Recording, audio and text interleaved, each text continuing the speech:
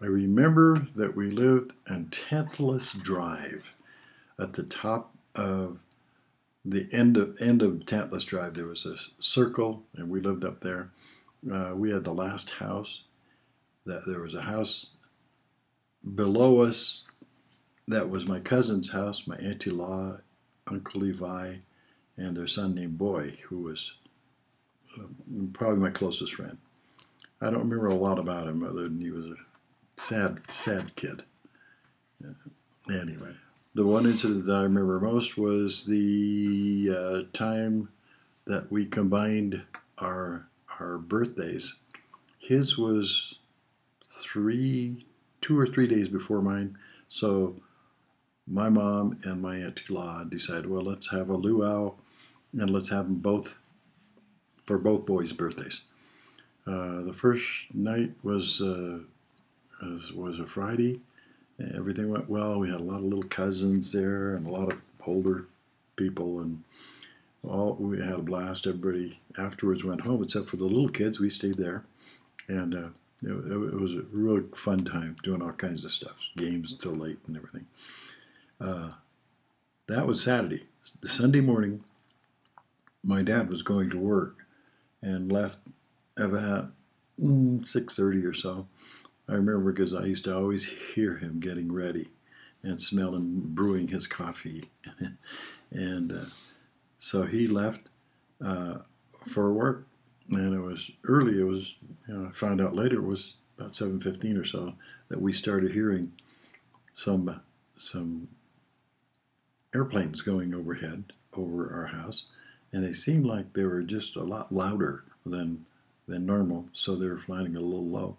And us little kids went out and were wandering around, and we were looking up at the airplanes, and we noticed that there were red dots on their wings. And we thought, what? Anyway, we were waving at them and everything. And it wasn't 15 minutes later, boom, boom, boom, we could hear explosions. I don't know how far away, maybe 15 miles from our house, down below in the valley. And so as soon as that started happening, sirens started going off. And all the older kids ran out and grabbed all of us little kids and ran us all back into the house and made us lay down. And they said, don't move, stay right where you are and everything. And this went on for about 3 hours, maybe a little bit longer. And it was all kind of exciting for us little kids. We didn't know what it was all about, We just were excited. Anyway, after that stopped, it all of a sudden started quieting down, and then we heard the planes again coming over our house, heading back to their carriers or whatever, and they dropped bombs out in the fields and stuff. They were unloading their bombs, and so then a siren went on, and we were told by the people that were watching us, you can go out now because. So we ran out and went to take a look around, found shrapnel in the sides of cars and in the sides of the house, and a crater from a bomb out on the road. And I remember as a little boy, I was kind of the leader of the pack, and we ran across the street into this foresty area, and we were wandering around there until we saw what we thought was a parachute, and it was a parachute, and hanging in the trees, and we just got spooked and thought, wow, maybe they're attacking us. We ran back home, and that was the main thing. I mean, there was a lot of buzz around. Everybody's on, we didn't have cell phones then, but there's people on the phone all the time calling different people to see if they're all right. Then I heard my dad told us that incident when he got home that day, that he had gotten in, punched in at the alarm at the guard gate at 7 o'clock. That's when he was supposed to go to work. He was always right on time, but he was a little bit before 7. But as soon as he got in the gate and started going into the Schofield Barracks area, or the shipyards or wherever it was, and the attack started. He and some friends ran to a submarine that they were working on close to the port, and helped man a machine gun, I mean, a anti-aircraft gun, and loading it. And one of the service personnel was trying to shoot and try to hit planes.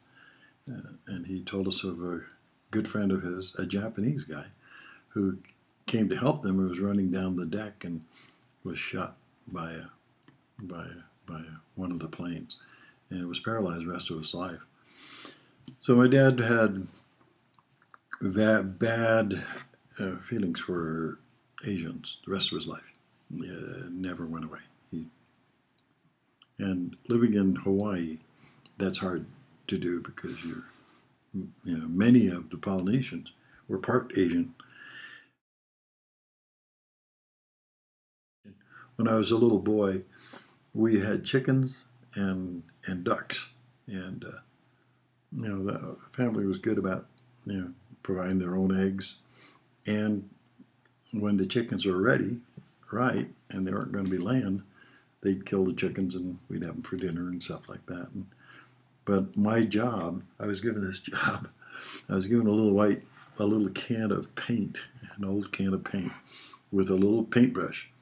And what happened is the chickens would peck on each other sometimes, and if the blood would start flowing from a pecking, other chickens would all attack that chicken until they killed it. And that happened over a few times. And so my dad gave me the job of watching the chickens, and as soon as one got pecked and it started bleeding, I was to run into the coop or the area or wherever the chicken was and catch it, hold it, and paint his butt and cover the red marks, and then they wouldn't get pecked on again.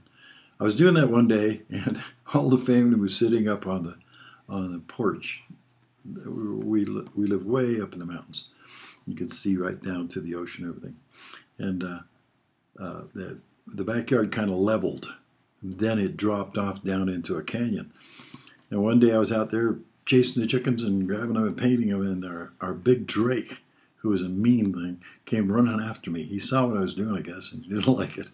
He started chasing me, and I started running away from him, and he was pecking me in the butt and in the leg and everything, and I kept running. Then I tripped and fell, and the white paint went all over me, and a Drake flew over my head and flew down the gully or something.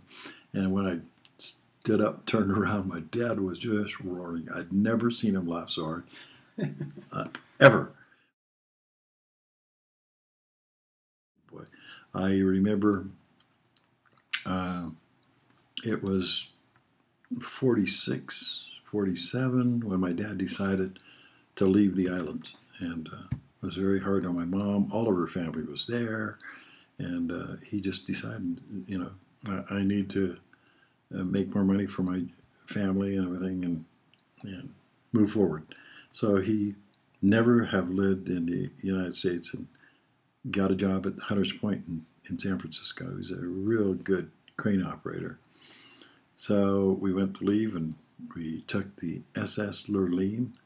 I didn't remember it was 5, 7 kids. I don't know. We had a big family. But we found out later it was 7 kids. And I was third oldest. My brother Manuel was the oldest. And Monica was next, and I was the next one. But anyway, we took the SS Lurleen from Honolulu to San Francisco. On board the ship as a merchant marine working on the ship was one of my uncles, Uncle Herbert, who was a Portuguese guy, single guy, real fun guy. And he used to get fruit to us kids and everything. We were in the poorer section of the ship. And so though we got our meals and everything, extra things he'd always smuggle up to us. And it was kind of a fun trip, but it was scary. You'd go up on deck, and you see how all you'd see was waves and flying fish following the Lurleen. It was a pretty nice ship. I remember meal times sitting in the dining room with all of us kids and mom and dad and stuff. And no, not my dad. I think it was my mom by herself. if we hit some rough patches, it always seemed to hit about dinner time or lunchtime. And the chairs and the tables would float all over the dining hall. And I remember as a little kid thinking that was so funny. Sit on a chair that was sliding all over the place. Got to San Francisco, I remember thinking, man, what a cold, foggy place this is. And we all had sweaters that Mom had picked up somewhere, I don't know. But they were all wool sweaters. And to this day, 70-something years later, I still hate wool sweaters because it was something about them. But we came off the ship, met some relatives that were there, friends. We didn't have many relatives that lived there yet, so I don't know too much about it other than we went to Potrero Hill is the name of the place. But I don't remember too much. We were only there for a year, maybe two. And my dad, some way, bought a house, 1502 Shotwell, in the Mission District, up on a hill. And it was the last house on the top of a hill again, and there was nobody around us. There were very few houses, and it was a house that was kind of dilapidated, and we all worked on the house and got it to, in real good shape and everything. He was a hard-working guy, taught us all how to work hard, all of us. Somewhere when I was younger, I was told the story of my dad. My grandpa, João Fernandes Neves, was a little tough little Portuguese concrete guy. He was, but he really kept his thumb on his family, and evidently was real hard on the kids and stuff, especially the boys. And one day, one of his sons left, took off, didn't come home for dinner. He come to find out that he took off. He was leaving Hawaii. He was going to make a life for himself. And this is Frank? Frank. The oldest son. And he was I remember him as being one of the nicer ones. I kind of liked him. And a dark-haired guy, tall. And he took off. Nobody could find him. Then he found, my grandpa found out that he had left for the United States. He was going to go out on his own. And he couldn't have been more than 18, maybe 17, 18, 19, something like that. Well, for some reason, my dad was the third oldest. So this was his oldest brother. There was a sister between. And my grandpa told my dad, you have to go get him. And he said, what?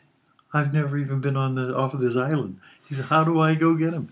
He said, I don't know, you figure it out. You get him, or you will hear from me. You have to get him. And he says, I don't have any money. And he gave him $20. And he says, that's all you get. And you bring him home or else. And so my dad said, I guess I'll do it. And there was no guessing. You just did it. And he took off and went down to where the boats were and got a job on the boat to work for passage across to San Francisco, and took off. He was always frugal with his money, so he probably still had the 20 when he got to San Francisco. Met up with some other people that were young guys that were doing the same kind of thing as my uncle Frank was, and got asking around what could have happened, and found out that most of the guys were heading for Detroit so they could work in the auto industry or the plants that were just starting up after the war, and so there was opportunities there. So he has never told us how he did it, but all I know is with the people that he got to meet, they told him, well, the only way to get across is to catch a plane. You can't afford a bus or anything. So, catch a train. So he went down, never done this before, jumped on a train with a bunch of other hobos. And he just found out that it was the thing to do because these were the best people. They've always been depicted as rowdy criminal type. They weren't. They're all looking out for each other. If they had some food, they'd share it. If they jumped off a train because they knew there was pumpkin plots or watermelons, they'd all jump off, get what they could, catch the next train, share it. And he says, we got through okay.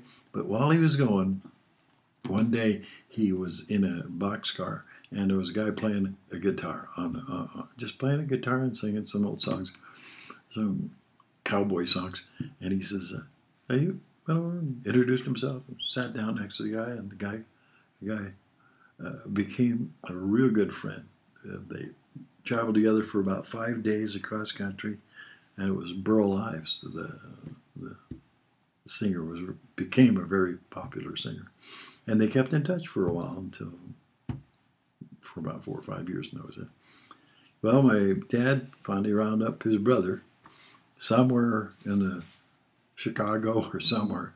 He says, anyway, he rounded up, found out where he was, went and I talked to him. And his brother was really excited, happy to see him, because he thought, oh, some other brothers are coming to join me. And he says, no, I'm not here to join you. I'm here to take you home. He said, oh, are you kidding? No way I'm going to go back. I'm not going back. I'm making some money now. I don't have my dad jumping on my butt about everything. And he says, I love the freedom. He says, I don't care what you say. You're going back. And he says, why? He says, because if you don't go back, he's going to kill me and kill you. He'll find you and kill you too. And it was a pride thing more than anything for my grandpa. So Frank decided, okay, I'll go back. Went back with him, and I don't remember the rest of the story about that, but that went back home.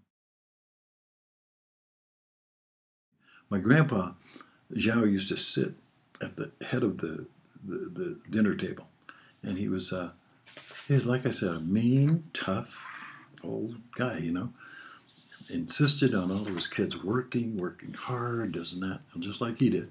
A little wiry little guy. I don't think he was 5'5", 5'6".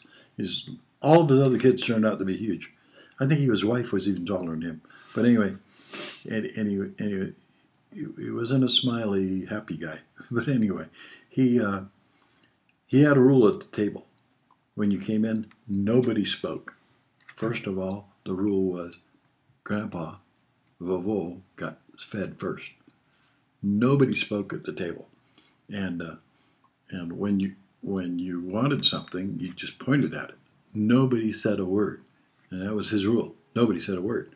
And he says one day they were eating at the table, and one of my uncles, August, who ended up being a bit part movie actor at one point in time, good guy, real good guy, real handsome guy.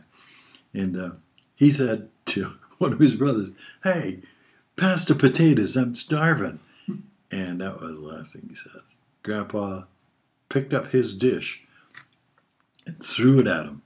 Threw his dish at August, and August ducked his head, and it hit the top of his spine and paralyzed him. And he fell over, and they didn't know what to do. And Grandpa said, pack him out of here, take him to the hospital, whatever. And he was paralyzed for a few days. And then he came back, and it changed a lot of things at the dinner table. He was wise enough to know that he had to make some changes. But that was a scary thing. 25 years ago, I was living in California, and I remember doing some genealogy and getting some names done. And whenever it came to my grandfather, I felt like, this guy's not going to change. We're going to waste time with him. So I kind of went right by him, shuffled him off to the back. And one day in our house on Foothill, I don't remember if everybody was in bed or whatever, but I came around a corner, and we had stairs going up to where Matt slept. And as I came around the corner, my grandpa was standing there on the stairs with his arms folded, and all he said was, Stephen, when are you going to do that work for me? And that was it. And I quickly went and did his work. No, he was not that type of person. He could care less what your name was. Come here, give me a hand with this rocks. Move this, move that. He was not. He was about the least warm, and my dad had some of those traits too. Yeah. So no, I never sat on his lap, or he never talked stories. He was not a drinker, not anything like that. But he's just a hard. It just made me realize that in Portugal, things are so tough. You know, these people came across to work in the pineapple fields. I mean, you know, pretty tough job. And he was what they called, when he was young, I remember him telling me that I used to sing, he had a Portuguese song that I knew for a while, but I don't know anymore. But he used to sell what they called taramouche, which is a Portuguese fava bean. And they were plentiful in the area where he lived. And he used to have a cart, and they'd harvest the beans and put the beans on there. And they used the beans in all of their cooking and everything. And he used to go through the streets, not just him, but others, singing, "Come get your fava beans," you know. And, I had zero relationship with him, and probably double zero with my grandma, Vuvu, who were, you know, I look back and gosh, they had, I don't know, 9 boys, 10 boys. All those guys had lots of kids. How would you know one from another? Mm-hmm. And the other thing is, he was very, hard to say, but I mean, they had great opportunities there that they didn't have in Portugal, and yet they were very. There's a real problem with race relationships. They thought they were better than Hawaiians, and yet they came to Hawaii that saved their lives, and so there was always a discrimination kind of thing. Mm-hmm. So us little Hawaiian kids, little dark little kids, came in secondhand to the blonde Portuguese. Yeah, he spoke pretty good English. He spoke. He didn't speak much. He was more of a do this, do that. That's right. I don't remember seeing him. I never saw him drunk. He would drink something once in a while, but he was very teetotaler.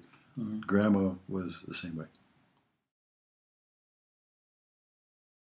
She was just a very different lady. She didn't like my mom. She thought her son married down, which he did not. He married up. But and her son was her favorite. My dad was her favorite. So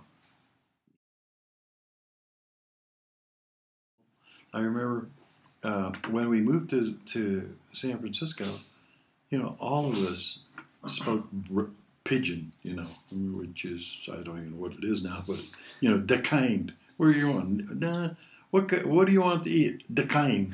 And there was always that. And it's funny now, but it wasn't so funny then, because kids weren't very tolerant.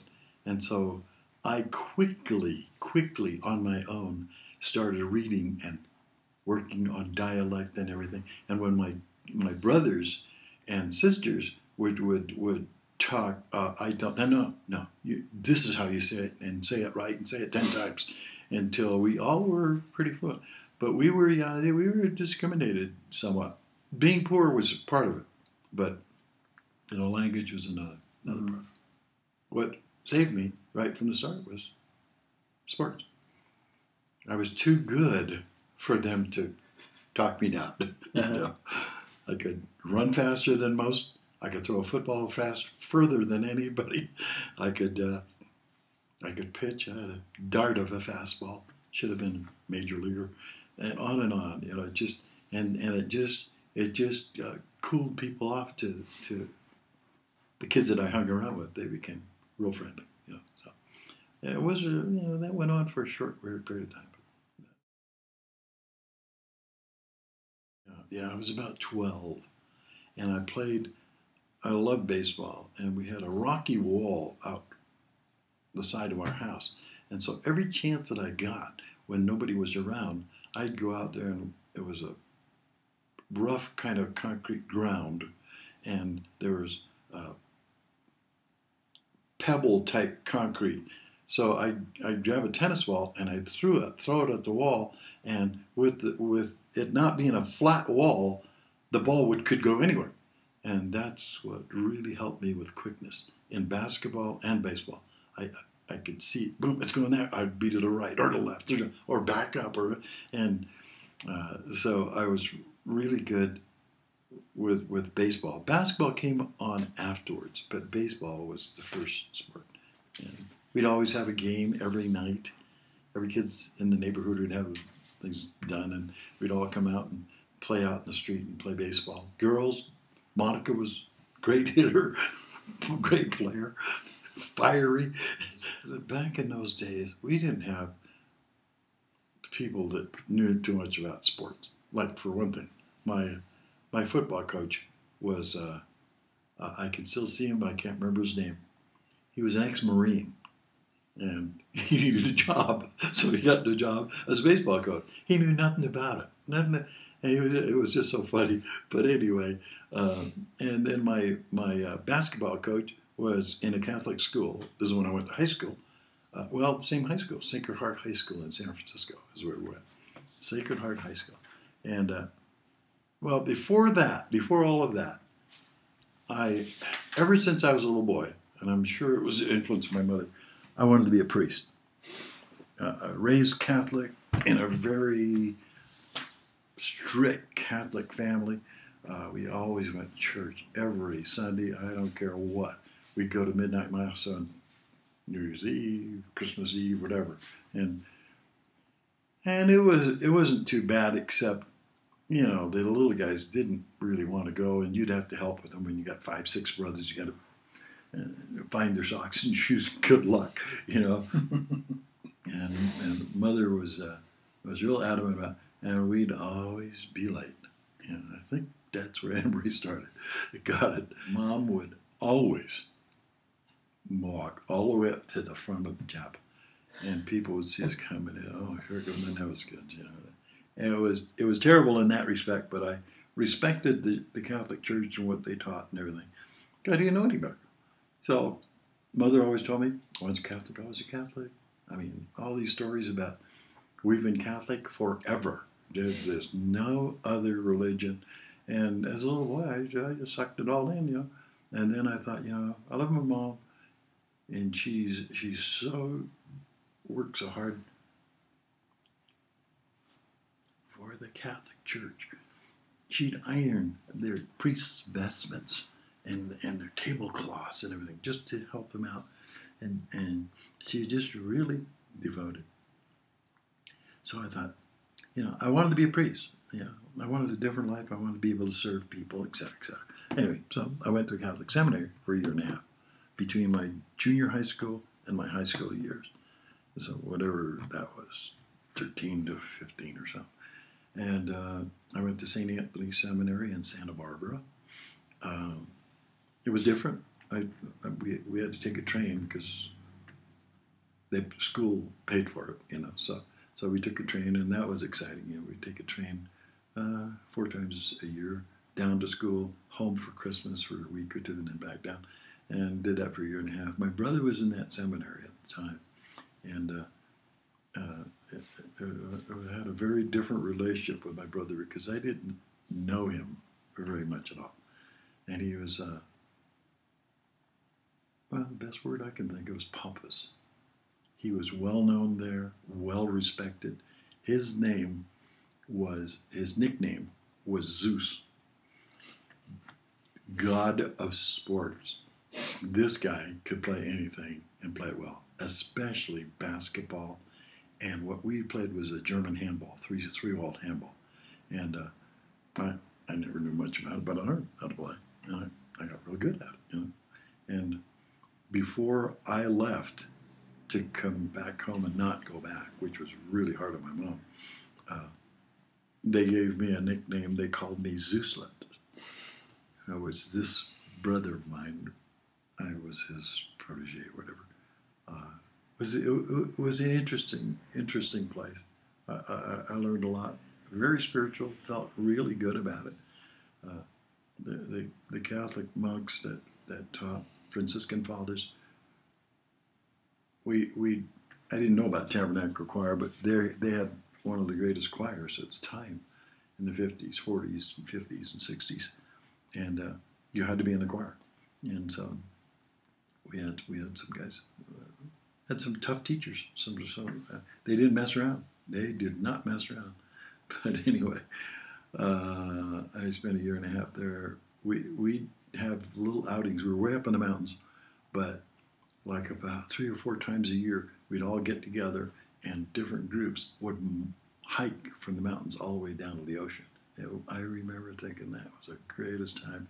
Even though it was a hard hike, you'd finally hit the water, you know. And I remember that place for a long time. I don't even know if it's still there. Came back home, told my mother, no, I just didn't feel right about it, you know. And she was very adamant about, you know, tell me, I know better, you know. But on that score, she's, okay, let's sign you up for Sacred Heart. So that's where I went. I went to Sacred Heart High School. And that's where my athleticism really started kicking in. Back in those days, it was tough. Here was an unwritten code. If your father belonged to the Colombo Club, it's called the Colombo Club. It's the Catholic Fathers of Athletes. If your father belonged to it, that was part of the door opened a little bit for you. If you didn't, good luck. You better be good. My dad said, I don't know. Nobody tells me what to do. I'm not. So he didn't. And so here I was, a kid with all kind of talent athletically, and I was being squashed down. No, I was about 10. I was an early riser anyway, and my dad would get up early on Saturday morning to golf, almost every Saturday, like clockwork. And was he good at golf? He was great. He was really great. For a guy that didn't have a lot of time to pitch or practice or anything, he was one of the best putters I've ever seen. You know, he's just and he hit a ball. All of his family played, evidently. I didn't know that, but later I found out. He hit a ball that was a low liner type of. It never went off the ground 20 feet, and he was very accurate, very good putter, very good sand trap, straight as an arrow. And anyway, I started caddying for him, and very interesting that he didn't believe in paying you. You're having the experience of coming with me, so you'll learn some things. And after playing caddying for him for a couple of years, some of his old cronies started giving me golf clubs, and then finally when my dad stopped playing, he gave me my snake killer, my putter. But that was his putter. That was his putter.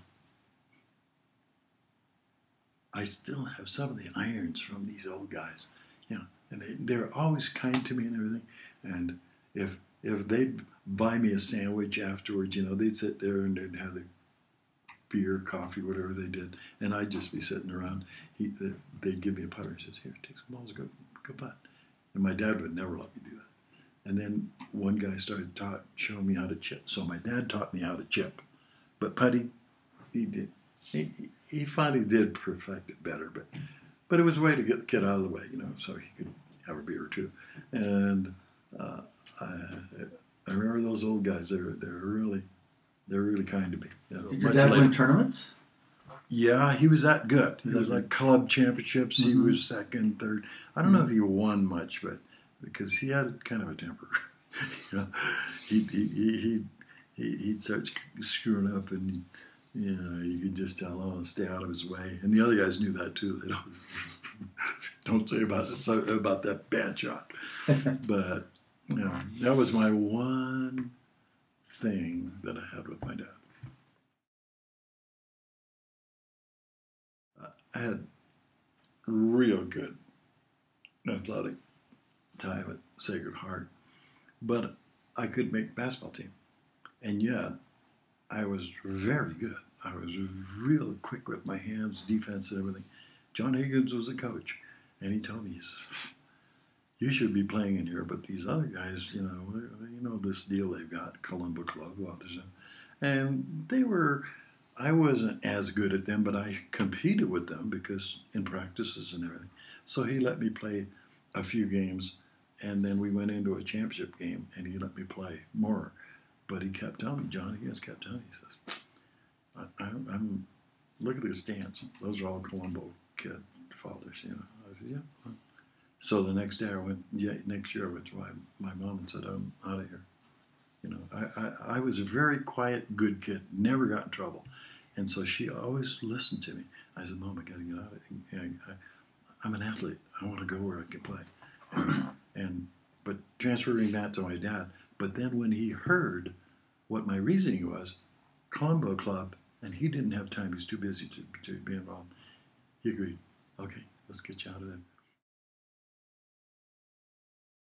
So they put me into John O'Connell, where I was a starting guard. John O'Connell High School?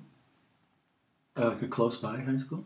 It was up on near Potrero Hill, okay. Closer to our house, in fact. Mm-hmm. The other place I had to take buses all the way across town, or to tell you the truth, what I did is a kid named Dick Miner and I were always trying to stay trim and in shape and everything, and we'd run to school, 3.5 miles one way.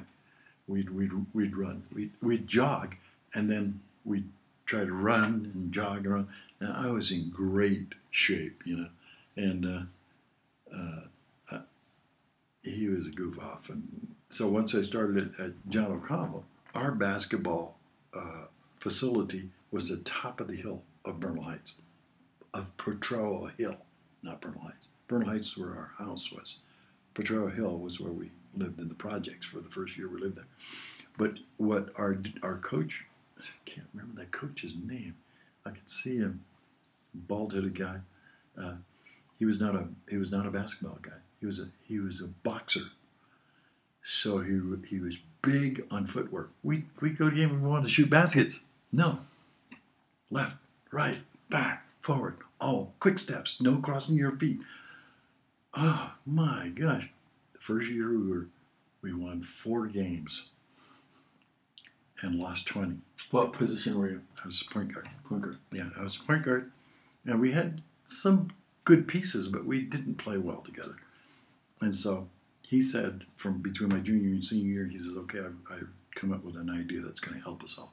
Because we'd stay with people pretty good, but about third, fourth quarter, we'd fade, and then a fourth quarter, little kids could play better than us. He says, I've come up with an idea, and I found out later he'd been reading some books by who's the big coach from UCLA? John Wooden. John Wooden. And how he taught his kids to get better and better. And one of them was you ran up hills. That was not big then. You run up hills. But he says, my deal is you're running uphill. I know most of you guys are not going to be able, especially Monday morning after partying all weekend, you're not going to. If I catch anybody walking, you go to the bottom of the hill, you turn around, and you run up backwards. Everybody. I was if we had some real goof-offs. We couldn't kick their butt because they were the big guys on the team. But they would run about halfway up, quarter up. I don't see the coach. And so they start walking. Coach would come out from the side. Okay, everybody turn around, back down. And then you had to run up backwards. And you know what that would do to your back, your legs and stuff. But I'm telling you, we played man-to-man. What do you call them? Catch their tail defense or something. He says, you're on that guy until he goes to the bathroom. He goes to the bench. You go to the bench with him. And then you go back to your bench. And he was just adamant. He was from Oregon State. What was his name? I remember Bill somebody. But anyway, we got so good. We played. UCLA was big right then. 55, 56. John Wooden and everything. And that's the kind of defense he played. Man to man. Pick him up right away. He says, as soon as the basket would be shot from your basket would be shot at. You're looking to hoop to pick up somebody. The second year we were 24-1 and went to the championship. Never had that happen before. And we went and played a high school team from Oakland called McClymonds High. Our center was Rich Bamberger, who was he was an auto mechanic, not a basketball player. He was 6'5", 220, and oh my heck, we tell him, look, we're trying to play man to man. You can't get back, so you just come down to about center court and you start back, so we'll catch up with you. And he was kind of a goofy kid, so we win a few, we lose a few, and we'd have to always pump him afterwards, But anyway, Rich, remember Bill Santiago was one of the forwards, and good, solid defensive guys. The offensive guys were me, Carlo Aliotto, and Rich Bamberger was a center, and another kid named Mullins. He was a good shooter. He's about 6'3", 6'4". So we had a good team, but not like these guys. These guys had both of the Gardier brothers, Joe, and I can't remember the other one. Joe was 5'8" and could dunk. Nobody on our team could touch the rim. Nobody could touch the rim. He could dunk, and his brother almost as good, and they were dark, fast, lightning. So, and their center was 6'10", Jimmy Hadnot. He went on and played with the Celtics or somebody, for a few years. All black. And our team, we didn't have any black. Oh, we had one Mexican kid. We had one Mexican. I can't remember his name, but he ended up in prison shortly after high school. Anyway, let me just tell you, we go to a championship game, okay, and we're thinking, how in the heck are we going to do it? The one game we lost, we should not have lost. It was the only overtime game where it was sudden death. Whoever scored 3 points, because, lights are going out and everything.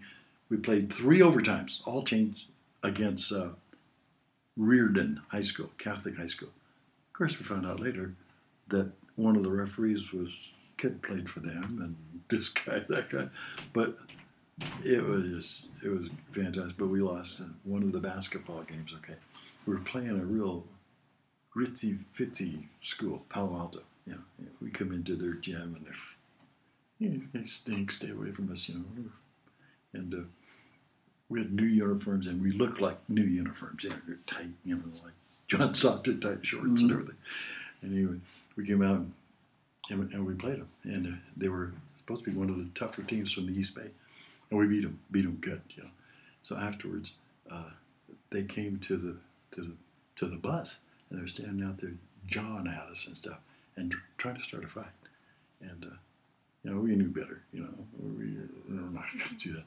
And we all started going into the bus, and Manuel Dellano was his name. I just remembered it. I haven't said this in 50 years.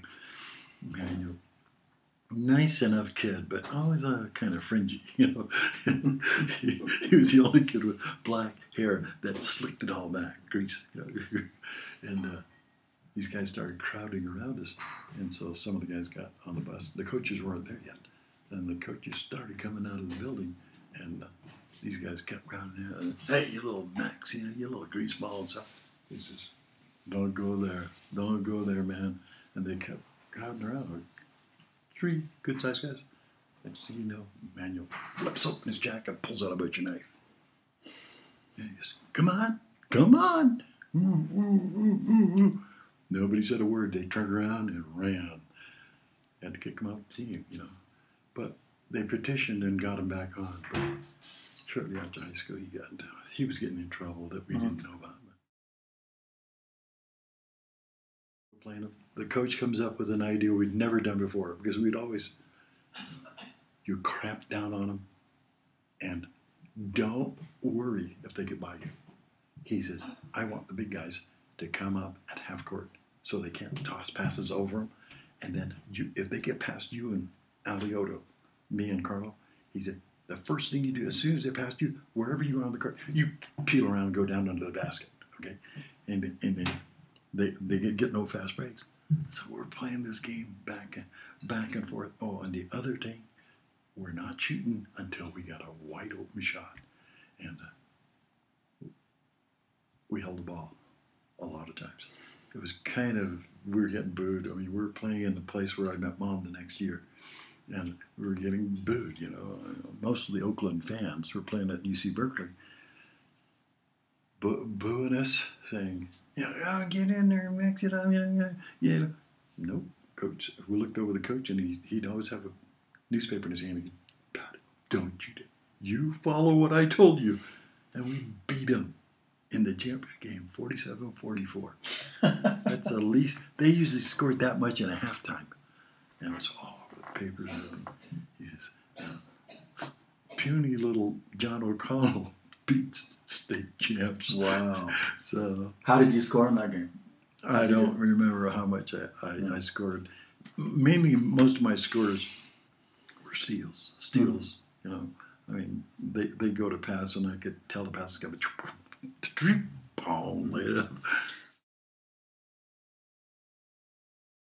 I played shortstop mainly.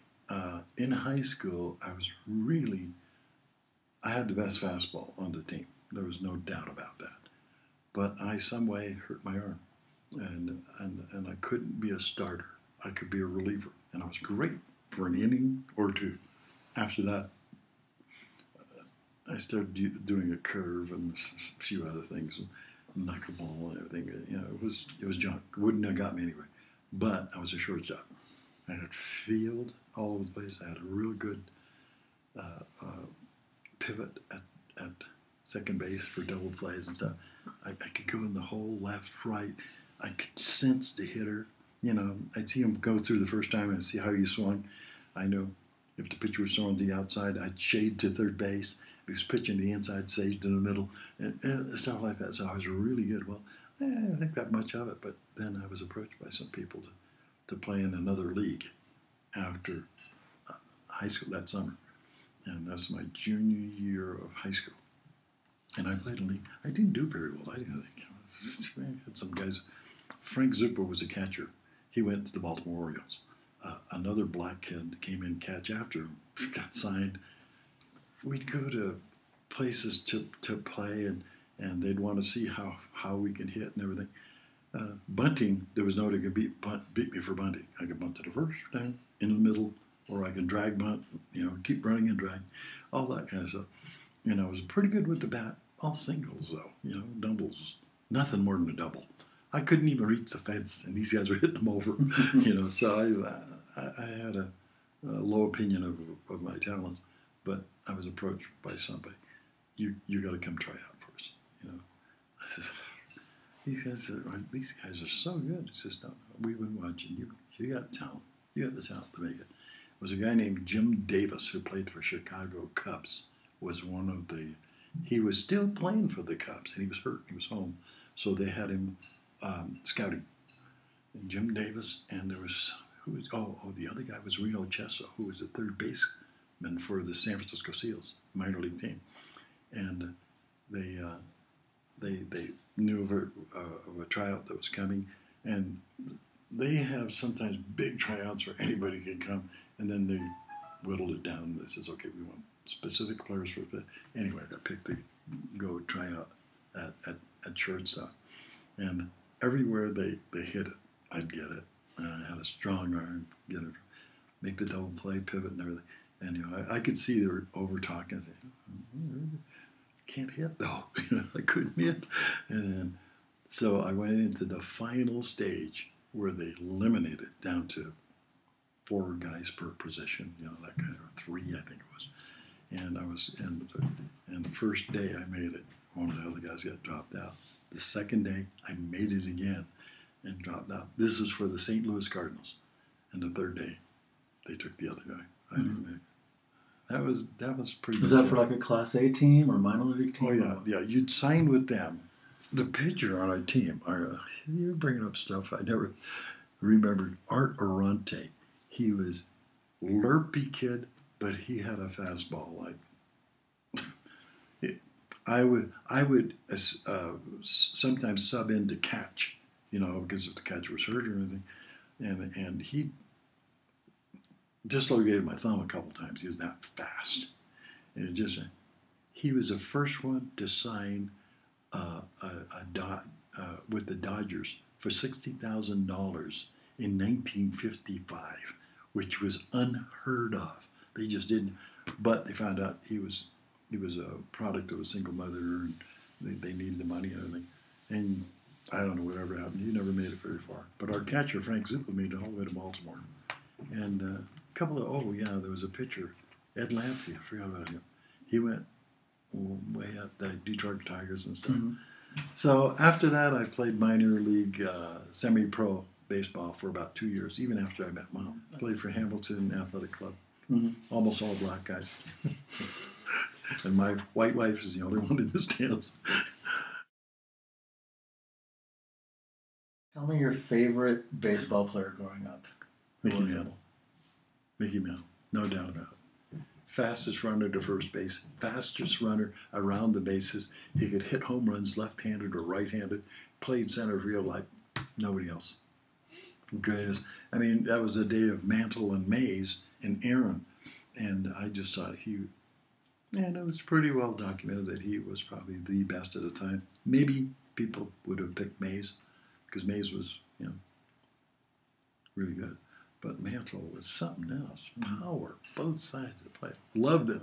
It probably would have been one of the Yankee teams, but I was favored them. But I loved them. They won about 4 or 5 championships in a row. Just Yogi Berra,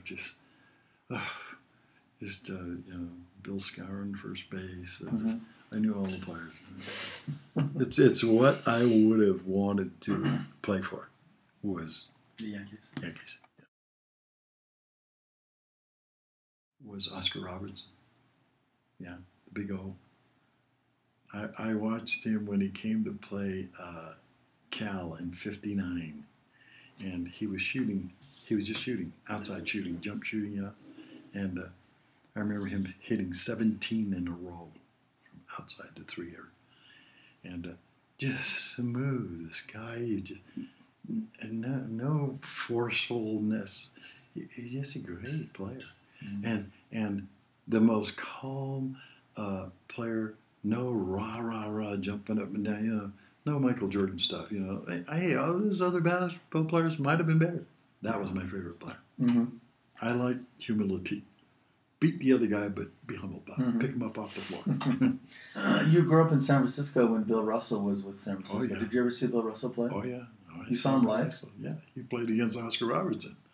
He was playing for USF. Mm-hmm. Yeah, I saw him when he was alive. He was a great player, but he was more of a defensive player than anything else.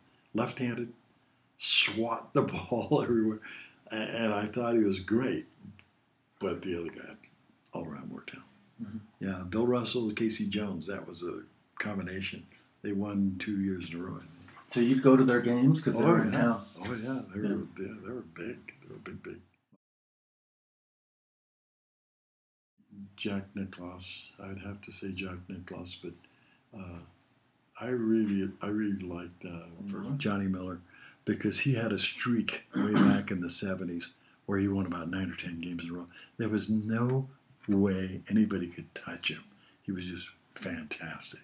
But overall, the whole career, I liked Jack. Jack was, and he was cool about it. He's big. Now my favorite player, even though he's not winning, is Tiger Woods. Mm-hmm. Yeah. And Jordan Spieth right after. It was Bill Russell. I remember, yeah, Bill Russell. I was after a game and everything. Everyone was down on the floor, and he was standing there, just finished an interview, and I walked up and I says, "Bill, great game." And he was left-handed. He said, "Thanks, man." He had a kind of a beard, 7 foot tall, 6'11". Very nice guy, always was. Had that cackly laugh. Great player. But played in. It was one of the things that drew me to the church because I started playing with church guys and played on a team, and I can't even remember the year, but we won. We came in, no, we lost the championship game. We came in second place. But the other team was a team from Stanford, and they had a bunch of medical students. And the finals in Salt Lake was the week they were taking finals. So they contacted our coach and said, since you guys came in second, you guys take our spot. So we came up. Now, Mom came up on one, but she didn't come up in the second one. But anyway, we got our butts whipped. I mean, we lost to a team from Ogden like 100-24. What was your award? What was our award? It ended up Fremont Third Ward, but the first one was Oakland Third Ward. Oakland Third and Oakland Fourth, but Oakland Third Ward. And we had good players. We were pretty good, but it was really funny about that though. I played with this team. I wasn't a member yet. You could only play one non-member and all that. I wasn't a member.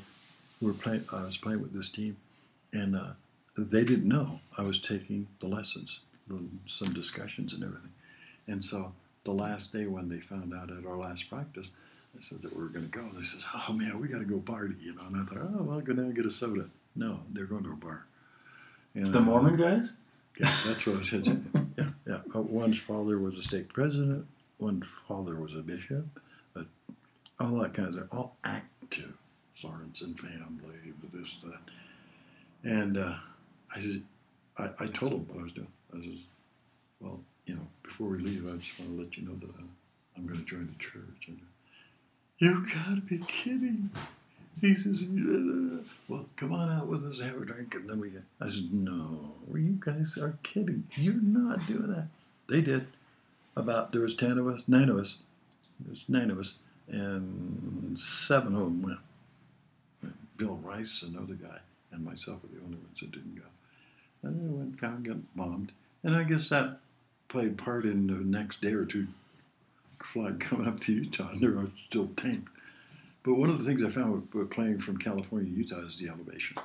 It was killer, We didn't win a game. We played in 3 games. President Monson was the moderator for the tournament. He was one that had a prayer for all the players. We're all here at the Joseph F. Smith building. Yeah. But anyway, okay.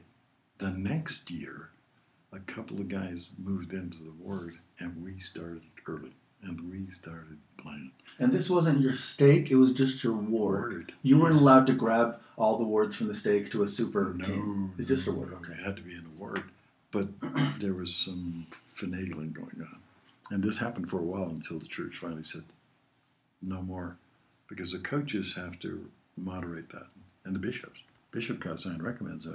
Well, anyway, second time I was a member of that, and we went through the season. We won the stake, and then we won the region, and then we went into the finals. And we played a group from Palo Alto who were wiping everybody out.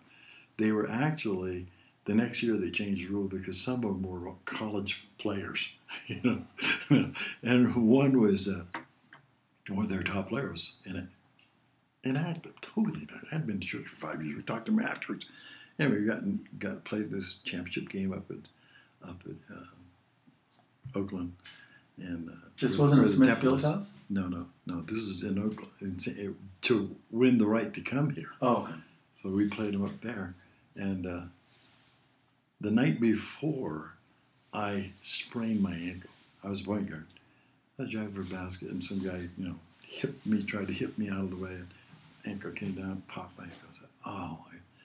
So I remember talking to somebody I knew who was a trainer for the Raiders, and he says, one of the quickest ways to do it, he says, as long as you can, ice to hot, back and forth, and then come and see me.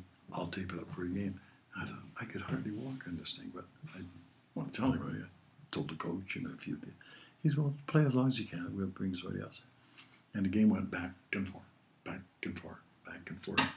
And then I had an opportunity late in the game. I don't know whether it was tied or something. And I saw a pass coming. The guys were coming down court. There was only like 10, 13 seconds coming down court. And they throw it to each other. And I saw how they've been doing it. Knowing this guy,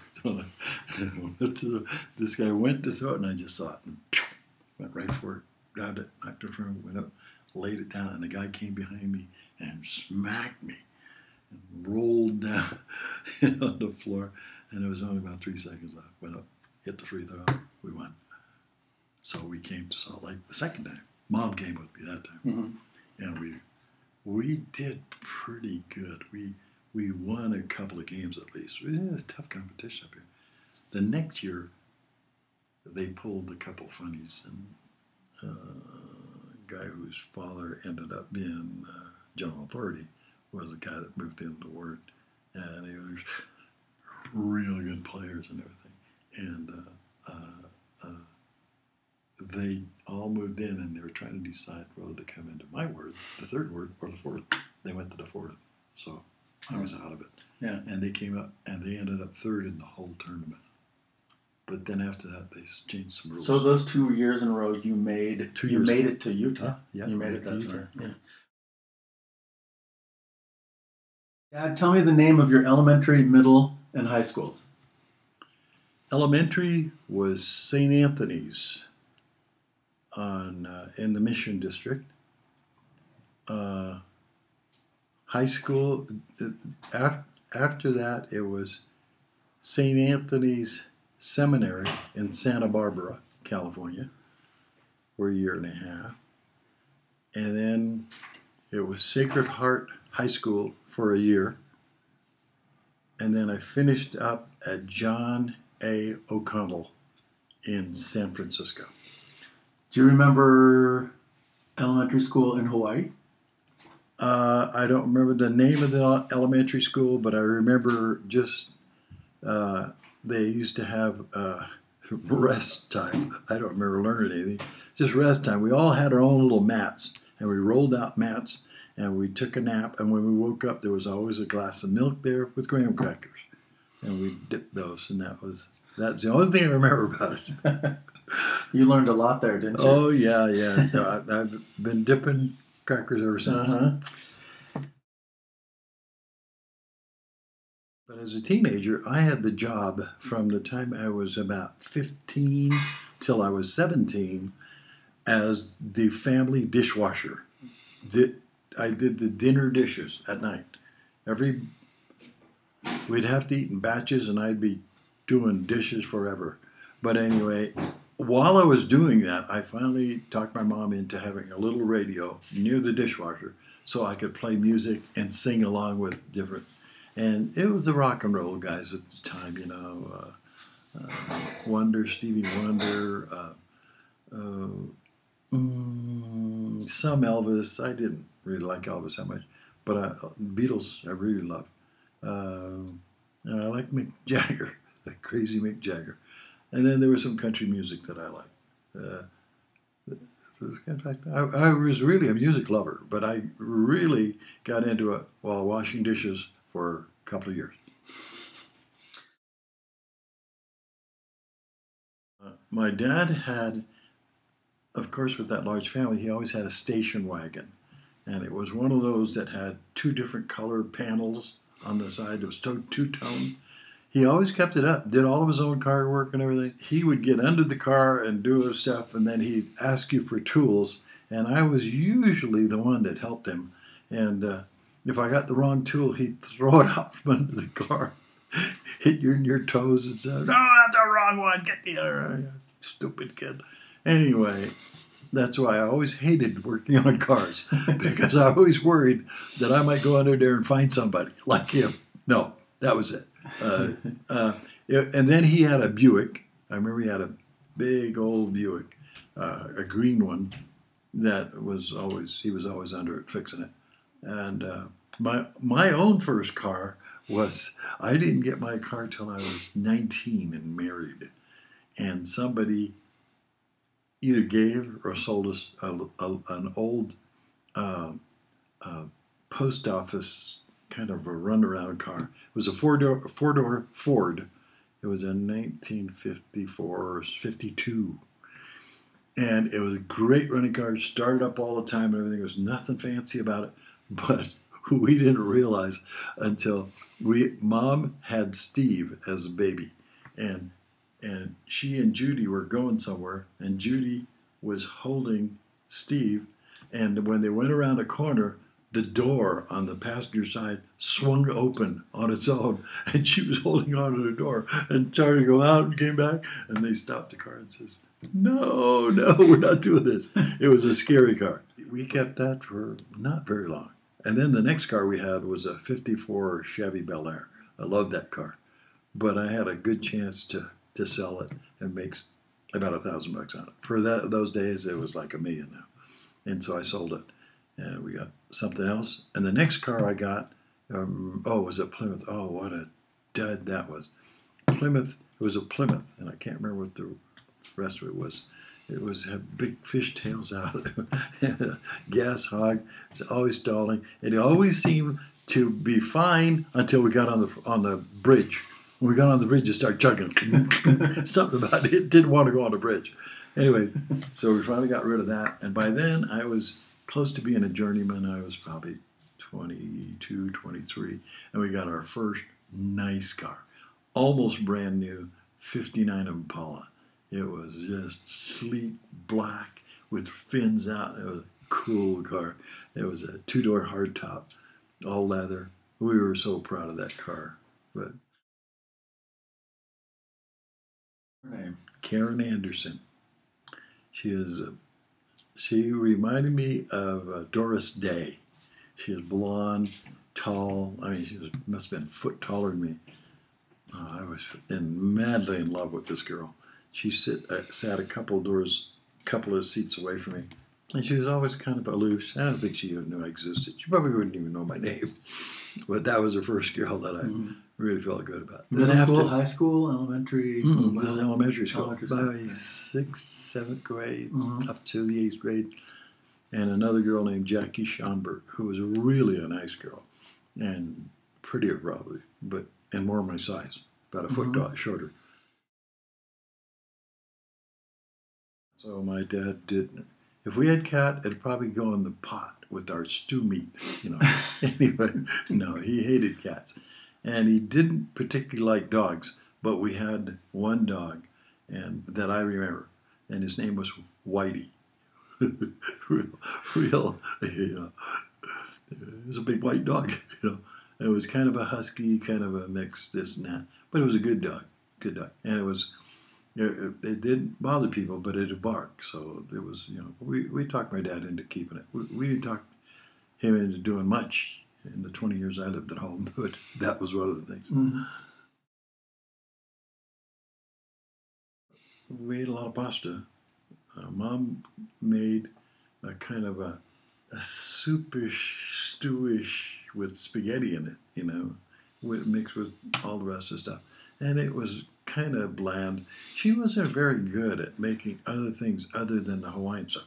You knock out Chinese and show you chicken, this and that. She was a very good cook. Of course, she'd feed that whole group too, a big old pot of rice. And we didn't have a rice cooker then, so somebody had to keep watch of the rice, But that was the main thing. Having to do with food, I remember as a little kid, from about 12, 13 on, my mother would have all the kids sit around a dining room table to do their homework. Because if you didn't, nobody did do it, So she did. Everybody get their books, do their homework. And we'd sit around this big table, And it was pretty, no goofing around. But she'd always bring out a pot of coffee that was all made, but with about half milk in it, and some sugar, and then some peanut butter sandwiches or stuff like that, So we always had something to eat. I'll never forget that. I got hooked on coffee doing that, though, But she would put about a third of milk in the coffee, so it wasn't that bad. You never cooked? No. He'd sit at the end of the table, just like his father, Beauveau, and go, "Okay, where is it?" He would. And I just thought, oh my gosh, what a EDIO. You know, he had, my father was very weird. Of course, he had a long, hard day of work and come home. My mom's trying to take care of a lot of kids. She farmed out a lot of the work to the other kids. Yeah. You know, the older kids took care of this. Make sure this guy baths. Well, the bathing was a fun thing you might want to hear. We had a big old galvanized wash bucket. We'd fill it up with water, you know. And if you got some hot water in it, good. But most of it was pretty cold. And then they dress the kids down, get all your clothes off, get in there about 3 at a time. And no goofing around. Always water all over the place. Anyway, but we'd have them all bathed and washed, you know. And then the older ones would start drying these guys off, and the next 3 would go in. And, of course, then the girls went in, too. But we'd bathe in the same water probably a couple of baths. And then they'd probably dump it. Then we'd finally, okay, you guys, take it, dump it out. The girls are going to bathe. What about us? You know, scummy old bathtub. My mom was we did not have much sickness in the family. The other thing you might know about my family, my mother would line us up at the door going out to school. All the kids heading out. There were no buses then, you know. We lived way up on a hill on Bernal Heights. We had to go and walk all the way down to school. And so everybody's hurrying and running. And she'd line them up, and she'd watch the back door to make sure nobody went out the back door. And which some of them tried. Anyway, we'd light them all up, and she'd pull out this bottle of castor oil. Was it castor oil? Yeah, I think so. Castor oil. And she'd dip in the thing, line up, and line everybody up. And you'd think that stuff was just going down all the way home, all the way to school, you know. But I'll never forget it. And if she catch you going out the other way, come here, you get 2. You know. My mom was great for, but I remember one time my mom would discipline. She didn't do much of discipline. Boy, that was a bad thing. You did something bad. Wait till your dad gets home was a wonderful thing to hear. you'd pee your pants when Dad showed up. But anyway, but a few times she was so upset. She says, "Okay, go get me a stick. Go get me a stick." And so the kids would go get a stick, and she'd paddle them, or a wooden spoon or something. But usually she'll tell them, "Go get a stick." So it was a thing in our house, go get a stick. So one time I did something wrong, and I was a good kid, very seldom did anything wrong, but I did something wrong. And she said, "Okay, go get a stick." And what she insisted is whoever was home had to stand there and watch. So they'd stand there and watch so that you know what could happen to you, that kind of thing. It never worked. Kids were always lining up kidding. But anyway, I remember one time, I don't know why I did it, but my mom says, "Well, go get me a stick." And I went out, and I got this real tiny stick, you know. She came back and, "Steve, you go get me a stick, or you're going to talk to Dad at midnight tonight." And I said, "Okay." Then I went out there, and I got her a little bit bigger one. She says, "That's not big enough." So I went out, and I got a big 2x4, and I walked out and gave it to her, and she chased me around the house with that, and then she started laughing. She started laughing, and she started laughing, and she sat on the floor, and all the kids were laughing, you know, and I never got a spanking. Never got to talk to my dad about it. That's a great one, Dad. Yeah. Oh, I loved it. Loved it since I was a little boy. Little boy in Hawaii. I loved it so much. My uncles were, 7 of them were merchant marines. And I've heard that whenever they came in town, they'd take the kids candy, this and that. They'd always bring me a bag of crack seed. And I just loved that stuff. I ate that more than I didn't eat candy and stuff. In fact, I didn't even eat candy until I met your mother. I haven't stopped since. But anyway, crack seed. And then my mother thought, you know what? Everybody loves crack seed so much. I'm going to find the recipe and make it. So she went down to some Korean store and found out how they did it. So she bought the plums and all the stuff, and she started making it at home. And it was horrible. It was terrible. We ate it because it was something to eat, but we never liked it. And yet my uncles, when they come in, they'd still say, "Well, we brought scratch seed." "Oh, I make my own. Kids don't eat it." Slip us our scratch seed. My uncles were so good about us that way. Really good guys. For my mom. Yeah, I watched her because I worked in the kitchen so much. I'd occasionally see her doing different things, but I picked that up from my mother. Yeah, she was very precise about that stuff. Yeah, Monica helped with a lot of the cooking too. It was a Hungarian. There was a gal lived across the street from us. In fact, I remember her, and she was always a little squirrely. I always thought, but she and Mom could get along with anybody. All the neighbors loved her, Aggie, they call her. And they got along real good. And I remember she was having trouble with her husband. I guess he was beating her. And my mom said, "Don't take it. Get out of here." And so one day, she left. Never saw her again. But she's the one that taught my mom. I got to tell you about some high school experiences I had. We're in this metal shop. John A. O'Connell, when it started out, was a vocational school, high school vocational. So you had to take airplanes or cars or anything. And I never was any good at cars. So I went in and I started fooling around with metal, and it was pretty good. But I had goof-offs in that class. All the guys were just in there to get a grade.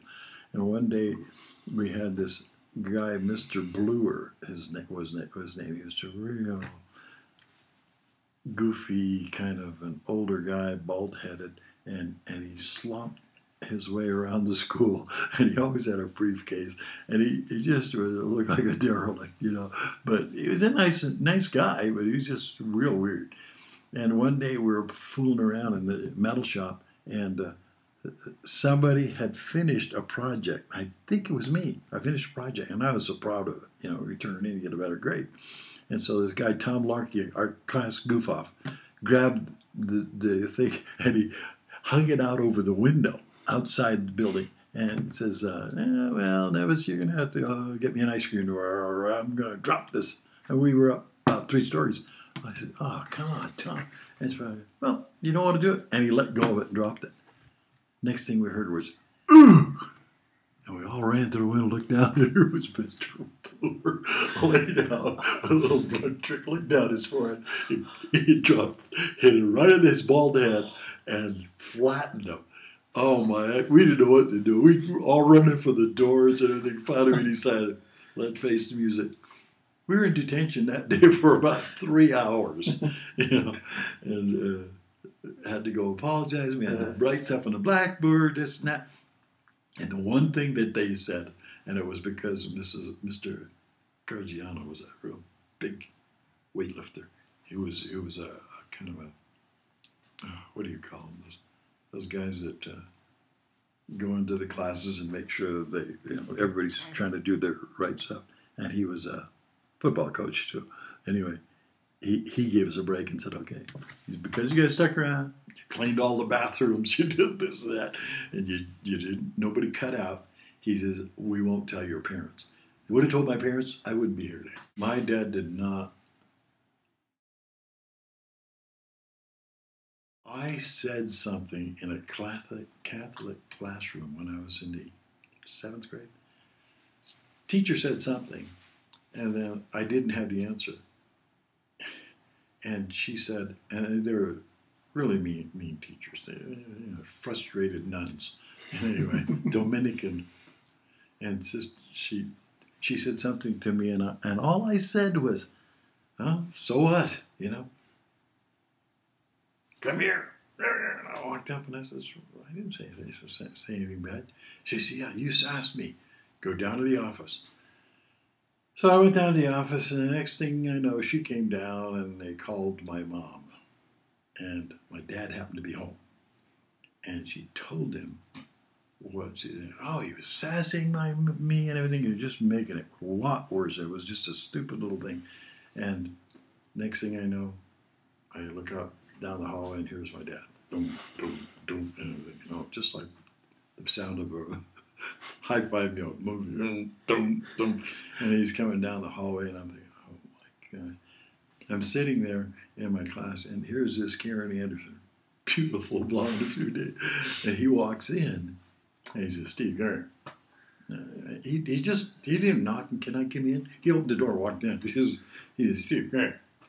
Came up, and he says, Sister Angeline, what did you do? Oh, he was sassing me, and some of the kids said, no, he wasn't. He just said, you guys shut up, you know. And, so he says, okay. Well, I think we'll take care of it. He'll never do this again, believe me. And she said, oh, what are your plans? And he pulls out this cone he had, little hat. Said, done saw it. And he made me sit in a corner maybe sit on a corner in the class with this cap. And he says, you stay like that the rest of the day, and don't you ever backtalk anybody again. Well, I did, but I kept looking around. I could look at the girl because if there was any chance, it was over. I joined the Army, went down to Fort Ord, hair, head shaved, all that stuff. I went through all the basic training and everything. But because I was an athlete, I could outrun any of the guys. Any of the things that were going on, even the cadre would run and say, never slow down for him, slow down for him. It's a piece of cake. We'd take 3.5-mile runs, 5-mile runs, even with backpacks, I'd be the top of the run. You know? And not because I was being smart. I didn't get this over with, you know. I was a very good rifle shot. You know, I'd never even seen a gun before, but I had a real good eye and got expert marksmanship. And it was a little bit of a problem in that I can realize some things. That's why I was a little concerned about Chad going into service, because you're away from your home, you've never done different things, and the only things that I did that were bad was I started playing cards. You had a lot of downtime. You had nothing else. So we'd end up playing poker, 25-cent pokers and stuff. And by the time you get your paycheck, half of it had to go to different guys. But I made some good friends. 2 guys from San Francisco, Howard Gingras and Sam Smith were 2 guys that we hung out most of the time. Very different, very studious, glasses, the whole bit. No one would think that they would, but we hung out and stayed out of trouble, got all the way through. Guys would be going out on weekends, out going plastered, get drunk and everything, and they'd try to drag us along. And finally, they got Gingras to go one time, and I told him, don't do it. Yeah, don't do it. And he went. Pretty soon he was going with them pretty often. And just Sam and I, we'd find other things to do, or we'd go to a show, and these guys were out catting, doing whatever, mainly getting slosh drunk. That was the first 8 weeks of basic in Fort Ord, California. Cold time. Then we were given a week off to go home. They paid for you, hop a bus and get on home, and then you had to be assigned to certain areas. And they assigned me. They actually were assigning me to an infantry group, but typical of U.S. Military, they sent me to Fort Leonard Wood, Missouri, way out in the sticks, cottonwood snakes, and all kinds of crap. So I thought, I can make it. And again, I led the pack, and as far as anti-stuff, the biggest problem I had was when we used to have to wear a full pack and cross rivers. And when you're crossing the rivers, you look to the side, and all of a sudden you see a snake, cottonwoods, which were poisonous. And so you'd have to make noise to keep them away. They get away. I never got bit. Never saw anybody get bit, but a little shaky. I ended up being involved in a combat. My MOS was combat engineering. How that happened, I don't know. I was in infantry. I ended up in combat engineering. So we built bridges and stuff across the rivers, and the bridge had to be built well enough, and they were detachable type things. You'd build them, go on the other side, and then take them all apart, pack them on the trucks, and go to the next place, and another one, do the same thing again. And I I remember the first one we built, and you're studying all this at school and stuff. Just what happened. Well, somebody forgot to do certain links on it, and here comes the first Jeep going across the room, and it went, oh my heck! You thought it was the end of the world. The company commander and the sergeants were just spitting, fuming. We had to go in there and cable up the guy and pull him back out, and then go in and find out. And of course, you couldn't tell who did it because there was 30 guys doing it. But we never did it again, So that was it. I met a couple of girls there. One was a real rascal, bad girl, and I think she was dating every other soldier in the fort. And then I met another girl who was a very good religious type girl. Really nice girl. In fact, things were getting pretty tight by the time I left. But it was very different in that in Missouri back then. I don't know what it's like now. Back then, if you went out on a date with a girl and they knew especially that you were a serviceman, the girl would have you come and meet the family. And so you had to sit there and uncle and grandpa. And I never had any problem with any of them. Man, they fed me. They were just really nice people. Mm-hmm. And first time I'd ever had anything to do with Southern people. I went through all that basic. When I came out of basic, by the end of the last 2 weeks, they made me what they call, I can't remember, but it was like a leader, And somebody, and they never told us who, sent in a bunch of forms on the rating of your troops, and there was 400 of us, and they rated me in the top like 5%. And then the next thing I know, they forwarded information that I didn't even know about until later, that they wanted me to go OCS school, Officer Candidate School. And I remember thinking about it, and I said, geez, should I or shouldn't I? And I couldn't see far enough ahead, but it would have been the smartest thing, because, I don't know, maybe not. But anyway, I decided to pass it up. And all my buddies were saying, you're absolutely stupid. You could be telling us guys what to do and all this and that. And I started thinking, well, I didn't know what the future held, so I turned it down. I ended up being NCO, non-commissioned officer, for my troops. And came back. I was only 6 months active duty, 5.5 year reserve. Came back, and within a few months met Mom. That did it. Done. Done.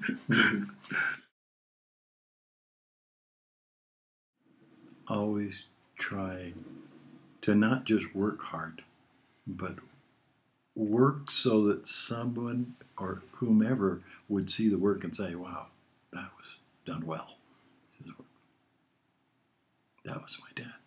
My mom, she was the spiritual one. She, I told you the story that, years after I joined the church, she told me one time that I respect what you've done now. She says, it's been 8 years.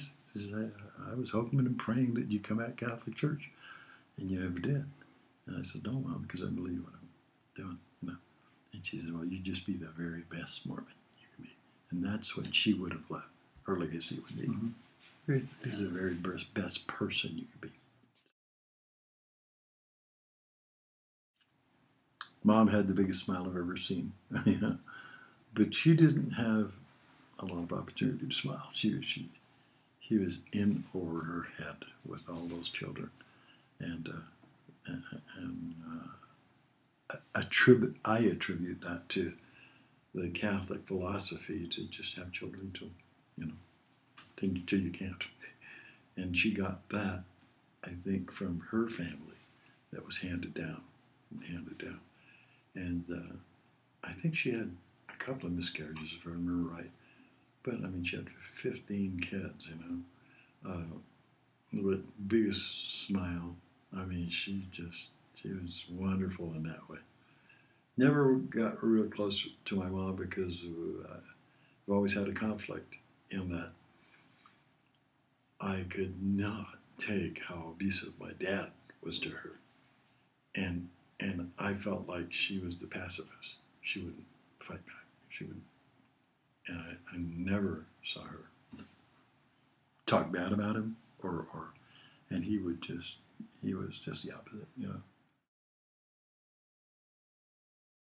My dad, yeah, my dad was a good guy in his own genre, you know. Amongst I realized some of that after I'd been in sheet metal for 40 years, that you know sometimes you go into something and you don't realize it, and you got to work with creeps. You know, I mean, language, this and that. I would say my dad was higher than the normal plane of people. I know I was. I learned that much. I could care less what they were saying or swearing or telling stories. I just get up and walk away. Oh, are you too good for us? We'll see. Never know. You know, you find ways to. In fact, a lot of guys I saw who went into the construction field ended up just going the easy route. You know, go get a beer with the guys once in a while. This and that. Never. Once I joined the church, I was committed. I never was a drinker anyway. You know, and smoke, never smoked. Except once when my father caught me. that was one and only time that I smoked. He was easy going, you know, and if the person that's talking about this is a boozer, hey, you fit right in with him, you know, and so. And he was of that kind of group. He was the star, you know. He always told the jokes and stuff, and he was very friendly and everything. But it was a whole different ball game when he crossed that front door, you know. And you know, after years of 30 years ago of having psychiatry guys analyze my brain. I had to start thinking about forgiving him and finally did. And it was about 35 years ago. I finally completely forgave that. But I'm not so sure it ever goes away, you know. You hope it does because, you know, Heavenly Father will say, okay, go in the corner with that cap on until you get this right. So he was definitely a tough hurdle in my life, you know, and a lot of it has to do with personalities. I mean, I was a real quiet, more like my mom, and maybe he didn't like the passives. I know one of my other brothers was like me. He got it hard, and yet other brothers, well, crazy wild man. So what, you know? But yeah, I have a hard time believing what's going on up there. You know, you know, we all change and move on, but he was a tough man.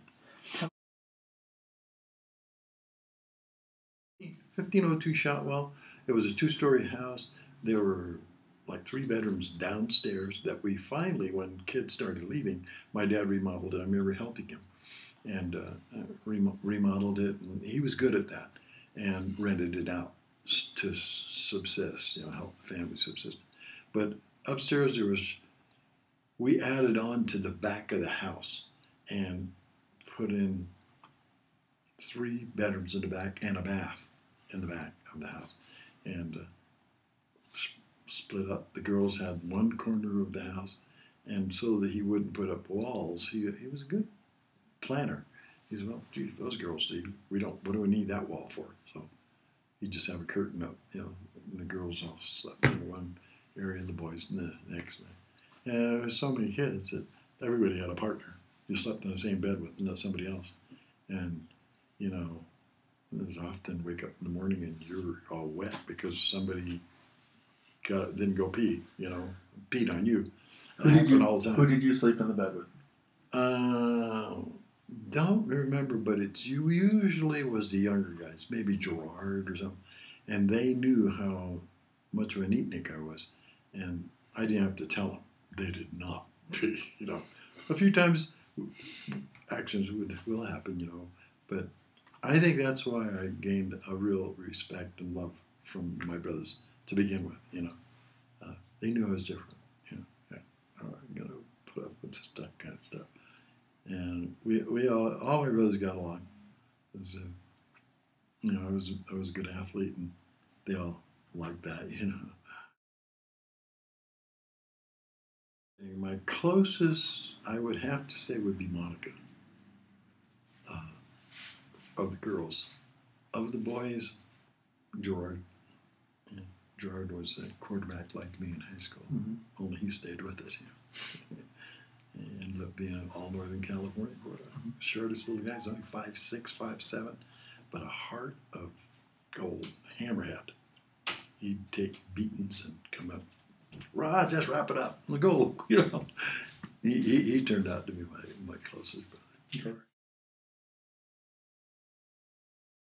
I had a high school coach, brother. I just remembered his name. I haven't thought of it for years. His name was Brother Bernard. He taught English and physical ed, and a little bitty guy. He was not more than 5'4" or 5'5", and guys were always trying to challenge him, and be weightlifting a little bit, and they up to me, guy, I bet you can't lift 125 pounds. He said, really? Here, you want to put up a few bucks? And boom. And so everybody kind of cleared. But there was one time, one guy, the same guy that dropped the thing on the guy's head, he was doing stuff like that all the time. Anyway, he challenged him. Tom challenged him. You know what? I don't think you were that. What he did is he boxed in college. He's a little bitty guy, and not big, strong. And the kid kept bugging him and irking him, and then so one day he came down, and we'd always lay mats down and let him wrestle and stuff. And he laid a mat down, and he says, Tom, you and I are going to go. Oh, you kidding? You little beauty. No way, I don't want to hurt you. He says, oh, really? Okay. And you're talking about Brother Bernard. Bernard, okay. And Tom Larkey. Tom Larkey's 6'2". Brother Bernard's 5'6". and Larkey's mouthing off. Real handsome guy. Mouthing off. He's okay, let's get the gloves on. And he walked out there, and he was really thinking he was hot stuff. He never threw a punch. It was a blur. It was like boom, boom, boom. He was laying flat on the ground. Oh, he might be dead. No, he'll come to. And boy, did that get the respect of everybody else. From then on, no offside comments or anything. Tom wakes up and okay, I'll be good. And he was good the rest of the year. Bill Santiago, after I came out of the service, I was living with Bill and doing odd jobs and stuff. And who's Bill? Santiago is the only one that I've baptized into the church other than my children. Bill Santiago played forward on our basketball team and our baseball team. One day, we're lining everybody up to fight. I boxed about 6, 8 times in a police athletic league. I loved boxing, but I loved the defense of it, not the hurting somebody, but the defense. And I was good. I had real quick hands, like I said, basketball and stuff. And I fought about 5 or 6 guys and beat them off, won all the race. So one time we both showed up for a match, and his guy didn't show, or mine, and so they put us together. Now, Bill at the time was 160 pounds. I was 128. And I looked at Brother Bernard, I said, you gotta be kidding, And Bill was 6'2", and I was about 5'9", and he had long arms and everything. And I went out there, and I said, they said, no, you gotta fight him. I went out there, and Bill just peppered me. He was left-handed. This jab just kept me away. And finally, I think we only fought 2 minutes, 3 rounds. And finally, the last round, and he was cocky. He knew piece of cake. And so the only thing I remember from Willie Pappin, Sadler, the champs at the time of the lightweights division, time that left, when he threw the left, dropped down and hook him, get him in the ribs. And he says, all the big guys will finally start giving you little jabs instead of that full jab. And I remember I did that about 3 or 4 times. Oh, he was mad. He was bitten. I mean, he was a mean kid anyway. And so finally, afterwards, Brother Bernard comes out and says, well, Bill, you're the winner. But did you learn a lesson? Oh, well, yeah, he was a pretty tough kid. You know, I couldn't knock him down. He says, yeah. And he hit me a couple of times. Anybody else would go down. I was too mean, too stubborn. No way you could knock me down. My dad was the one that taught me that. Don't let anybody knock you down, you know. And after that, we got to know each other a little bit more, and we became closest friends. Hung out the rest of high school, a couple of years of high school, and after high school, and baptized him 12, 15 years later. He was in San Francisco and called me from San Francisco. We were living in Fremont. Called me. He says, hey, I got to ask you something. He says, you're a Mormon. I said, yeah. He says, you know, I just moved in. I just divorced my other wife and I married another gal. And we just moved into San Francisco. He was a Marine by then. He says, and I pulled my truck up in this place and I was unloading my furniture. He says, you know, I'm having a tough time. 2 guys came by and said, hey, can we help you? He says, yeah, but what do you do that for? Yeah, we got nothing better to do. He says, they were in white shirts. With a little tent. Got them all moved in. And he told them, he says, oh, my heck, let me pay you. Nope, we're on our way, but we'd like to leave a message with you. Very next night, he calls me. And he says, yeah. Because when I talked to him about the church, all I could tell him was the people were some of the best people I've ever met, Bill. No drinking, no smoking, oh, heck, you know. And so he says, I gotta hear about this. So we started meetings in our house in Hayward, and he and his wife came, and we had a thing going up till I joined the church, where on New Year's Eve we'd get smashed. You know, I never was a big drinker, but we'd get rowdy and all that kind of stuff. And so New Year's was coming up, and after every lesson that we had, he'd dispute it. No, get me, no. Come on, some little 15-year-old kid? Oh, you gotta be kidding. No way. And a few weeks later, he'd come back. And he wouldn't say, let's, you know, I believe it. But he'd say, well, let's hear more. You know, we go to, and I think they had about 6 discussions at that time. But the last discussion he had was where it was, and it was a day or 2 before New Year's Eve. And I remember him leaving and saying, okay, we'll be over to her place in a couple of days. I'm bringing a bottle. Yes, and I said, no, don't do that anymore.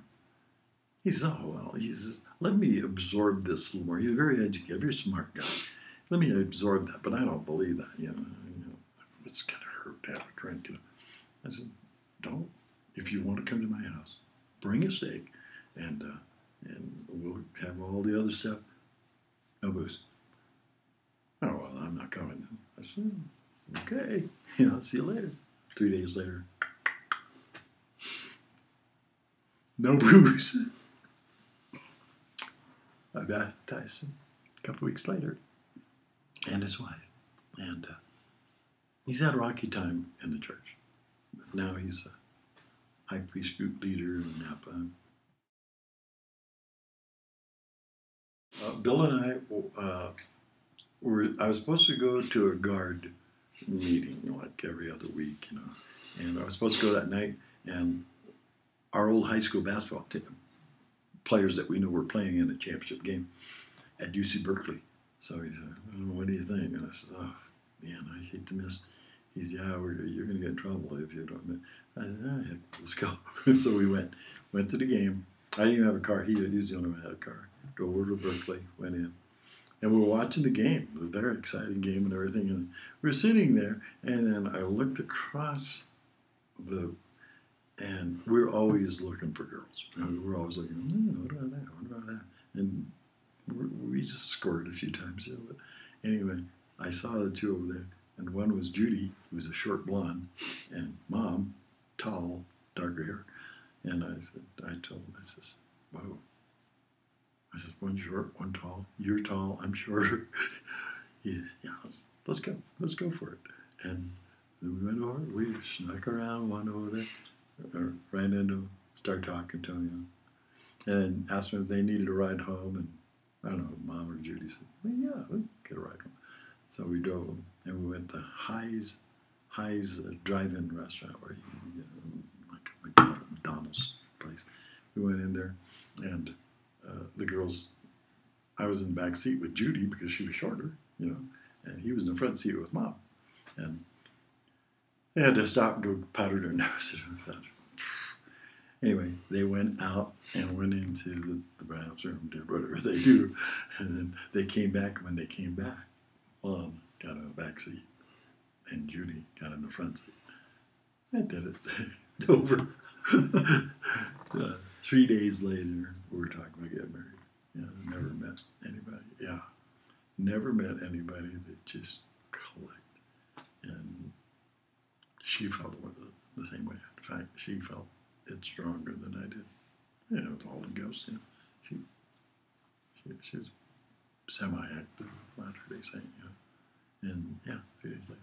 So that was on March 7th we met. And we married on September 7th, 6 months later. So March 7th, 1957. Yeah.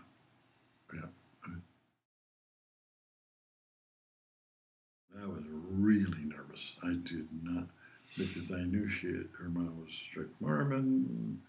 I was a little nervous about her dad. He wasn't real friendly or anything. And we'd come home and stuff, and off a date and stuff. And before we know it, her mother would be calling, okay, Diane, come on up here. Melba. Anyway, come on up here. It's late. Mom, it's only 9. Well, man, you got to get up for school in the morning. So pretty soon she'd go, and I'd leave. And I had to take the train at night from Oakland all the way to San Francisco, and then transfer to a bus. And I'd get on 1 in the morning. But it went like that for a while until I think, if I got it right, she went and talked to her mom and told her, oh, you're only a kid, And Mom was not even 18 now. Was Mom still in high school? No, she was early grad too. She was 17 and I was 19. Yeah, because she turned 18 while we were in Pittsburgh. Yeah, and so that's how it started. And then I knelt down and asked her to marry me and everything. Oh, we knew it. Joel, from the third day that we met, we knew it's over. Forget all of it. In fact, there was a girl that I was dating at the time when I met Mom. Her name was Vanjie Amaryllis. She was a Filipino Mexican, cutest thing, dark hair. And I'd only met her a few weeks before. And so she was after me. Anyway, I remember the third night after we met, I was supposed to go to Mom's. And I called her from a dance I was at. I don't know if you knew it, but and Vanjie was there, and Bill liked it because he's Filipino. So we thought, oh, you're better off to marry a Filipino. Dang. Anyway, so he never connected with Mom very good when we first met. He didn't like her. He didn't. So anyway, I called Mom from there and told her, hey, I can't make it tonight. How about if we make it tomorrow night? She says, what do you mean? What? I think she's a lot smarter than you think. She heard the noise in the background at the dances. Where are you? Oh, I'm just with some friends. And no, where are you? And I was a person that very seldom lied. I told her, well, I'm at this dance, Bill's Filipino group. She said, well, let's put it this way. If you don't come over tonight, forget it. Sound like Laura? Yeah. Anyway, if you don't come over, forget it and don't come over. And so I went to Bill and I told him, I better. She says, you like her that much? You know, just barely meet her. Tall, skinny, going to the other girls, beautiful. Bill, drive me over there. And we drove from the party, which is way far away, to the house. Mom said, okay, we can keep this going, but don't ever do that. So, I didn't feel particularly accepted. Granny had somebody picked out for her. Yeah, she had somebody picked out. Of course, she didn't know some things that I knew about that guy, but she had somebody picked out, and Granny was. We had our fallings out. Her dad was okay, but he was so quiet you didn't know what he was thinking. But I knew this, that he loved his daughter, and his daughter came first. Not me, his daughter, and so I got to know him a little bit better, and then Norman and I really connected. Norman's about 10 or 11 or maybe 8, and somebody to play ball with. We'd play catch and stuff. Mm-hmm. So Norman was good, but Graham never quite connected until we'd been married and had a couple of kids, and then she started. I had a greater relationship with her Grandma Shields, than her. Mm-hmm. And then one of the relatives I really loved was Donnie Shields. Yeah, there's some way they connected. Mm-hmm. On my way up to get married, you know the story. We got in the car, and Grammy and Grandpa drove us from Oakland all the way up to Tahoe because we decided we're getting married. Then she was fighting it. No, I've got to sign because you're not 18 yet. And mother, you sign or we move in or whatever. And so Grammy signed. But all the way up, she kept saying things like, she'd turn around from the front seat and say, Steve, we're going through this little town of Lodi. There, I can find a Mormon bishop here that can marry you guys. I says, no thanks, no. And I remember she did that about 3 different times in town. Sacramento, there's all kinds of Mormons. You'd really like it. I could call and I could have a bishop marry you guys here. No thanks, Mel. I'm not a Mormon. Well, and then she did her a little bit, and then Grandpa, I'm sure, in the front seat of the car was kicking her, like, knock it off. She did that about 3 times. The 3rd time she did, I told Mom, she says, anymore, this is over. I'm out of here. I'm back. Go look up, Benji. I remember telling her, and I was nervous anyway, and so she called up. So got up to Reno. Got married in a little Reno chapel. They stayed a couple of days, and then they drove us down to Manzanita Lodge, which is on the way home. We stayed for about a week. That's all I could take off of work. Stupid little teenagers. We didn't have a car, so we'd have to go up, and we had to think ahead of time because you don't want to walk around in the dark up there. I mean, Patty Hearst people were going nuts, killing people, strangling people. So we'd go up on the road and walk along and wouldn't even hitchhike because we were nervous about that. But we knew of some restaurants that were close by, so we'd go and get stuff to eat. We ran out of money. And we were down to a few bucks, and we went into one of the clubs, and Mom won $10 or something and paid for our bus ride home. because when I got home, I had a paycheck that was waiting for me. But kids, they didn't think about, you need money? Stunned, kind of thinking, holy mackerel, we're only 19 and 18, what, But I was so pleased that it was over with. And we stayed at a little motel right on the ocean of Lake Tahoe. And Oh, what was my feeling? I was thrilled.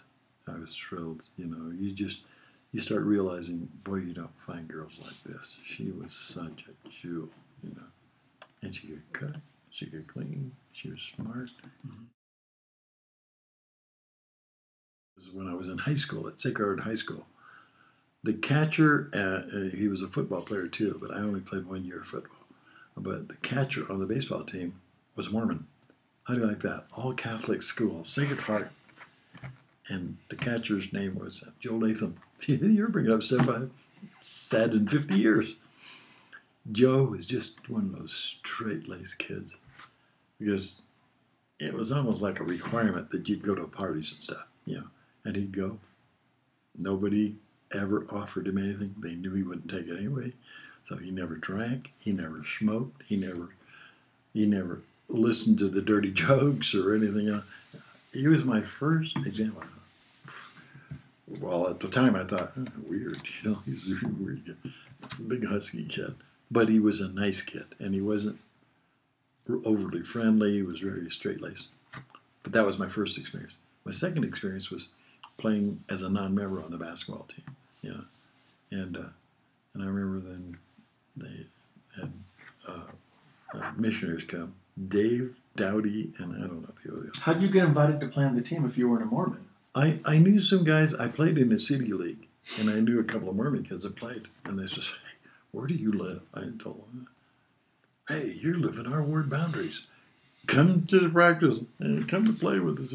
So I started hanging out with them and playing the early morning basketball stuff. You know, I always did that, and I started meeting them and their families and stuff. Never going to church, just meeting them. And I remember thinking, you know, my first impression was, what great people these people are. Now, I came from, you know, good people, but there was something special about these people. I've told Mom since, there's something special about these people. I want to hang out with them and stuff. Not join the church. I was devout Catholic, you know. Well, I was starting to get less devout, but anyway. So I started playing with it, and the bishop of the ward thought, well, if you're going to play, then you need to come to a meeting. And that was a requirement back then, that you had to come to at least one sacrament meeting a month or twice a month. And so I said, okay, I'll go. And I remember the first time I went with the basketball guys. I don't think Mom even went. But I went with the basketball guys and went over there. They all got in the pew. And when I got in the pew, I genuflected. That's what you do in the Catholic Church. They all oh my God. And they were all rascals too. You know, they were, you know, bishop, stake president's sons who were drinking on the weekend and stuff. You'd never know it. They were so nice, but they were rascals. But anyway, and then through that, then the bishop decided, and this was other families too, that you had to, the requirement is that you got to come more often than that, and then you got to see the missionaries. And a big factor was coming as a non-member, going back to Salt Lake, you know, and coming to Salt Lake and realizing, wow, with the basketball team, really, I met some wonderful people I didn't even know. Back then, you had to stay with family, friends and family. And so we stayed with some people in Salt Lake and some of these older houses that were just some of the most wonderful people. They just took us in, you know. Didn't know us from Adam. But they knew all of us. Well, they thought, I'm sure they thought I was Mormon too. No. But it started working on me, you know. And I think the biggest factor was prior to getting married, I went in to meet my brother, who was in the Portuguese family way back when. If mother and father couldn't make a decision, they'd go to their oldest son, and he would help them make the decision or make the decision. Well, my brother was a pretty proud character. He was in his last couple of years of novitiate to become a Catholic priest. And so my mom said, okay, you're going to get married. You need to go see Manuel. And I hardly even know the guy, you know, but you know, if if that's what we have to do, we'll do it. And I remember going in to see my brother, and he was sitting in there was Franciscan robes and everything, and I went in to see him and talk to him, and he had a list of questions. And I realized after the conversation with this, but we had a list of questions and stuff. And I just told him, it was like a little interview. And I just told him that, I was married. And I was, for sure? Oh, yeah, are you kidding? We're getting married this and this date. Going to Reno. You realize what you're doing? We've been taught as Catholics that you do it this way and that way. And I says, brother, I love the girl. What am I going to say? I love the girl. She's not a Catholic. How are you going to raise the kids? I said, we're talking about. We don't know. I said, maybe we'll marry some Catholics, some I don't know.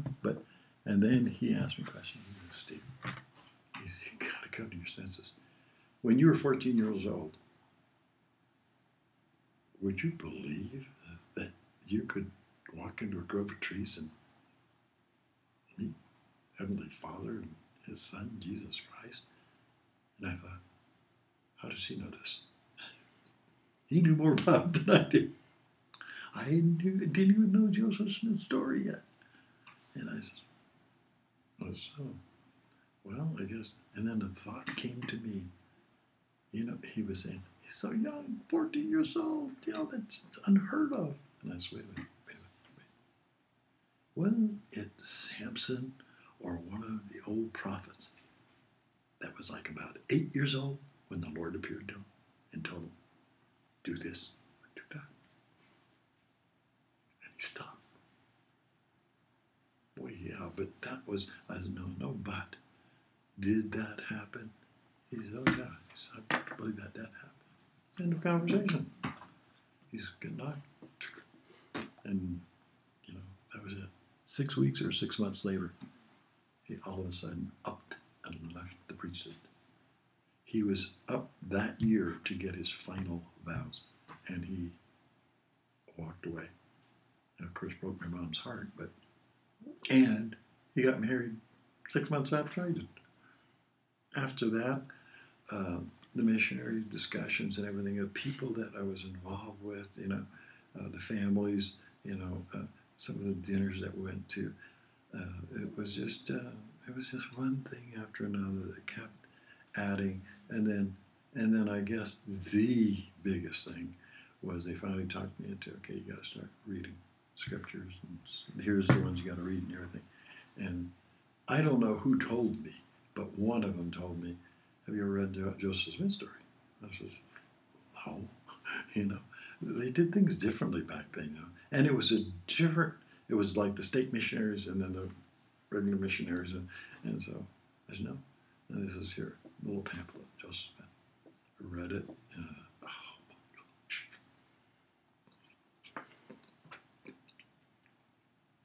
I knew right then. It was true. So it wasn't the Book of Mormon. It was Joseph. And his story. And started the process. Be baptized and stuff. It's always been that. Just when I've heard some negative things about the church, didn't matter. It was over. I was on my way. His grandpa was baptized in '58 on Steve's birthday, and I was baptized a year later. What day? I'm not sure. I think it was about the same time. Who baptized you? If I remember right, it was one of the missionaries. It was David Dowdy or the other guy. I can't remember. One was from Washington. I don't know where the other guy was. Have you kept in touch with them? I did for a while, then. Mm-hmm. I didn't have to. What was the day of your baptism like? But I don't really remember other than I was excited. I knew this was the right thing to do, Mm-hmm.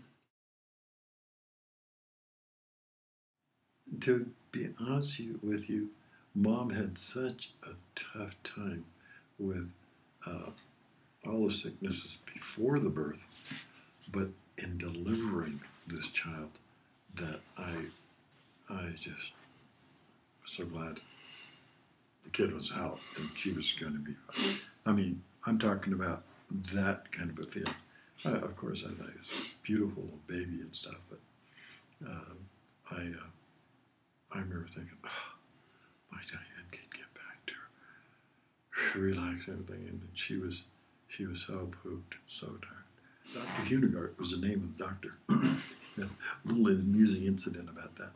I was being calm and cool, 19 years old, or calm and cool, and we were sitting there, and they were getting all the information. Well, Mom started having contractions while we're sitting there, and so, this gal that was taking all the admissions officer turns to me and said, Mr. Nevis, you seem to be all right with all of this. Tell me your phone number. And I said, I couldn't think. And my back said, hold it for a minute. Okay, it is. I'll never forget that. I just never. Who was talking?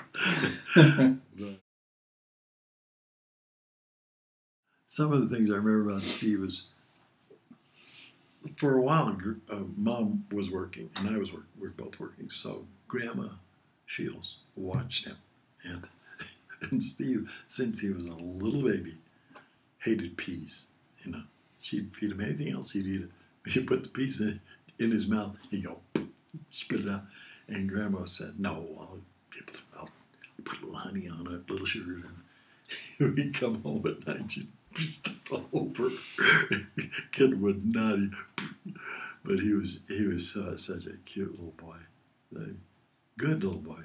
Steve was a very quiet kid, never good kid.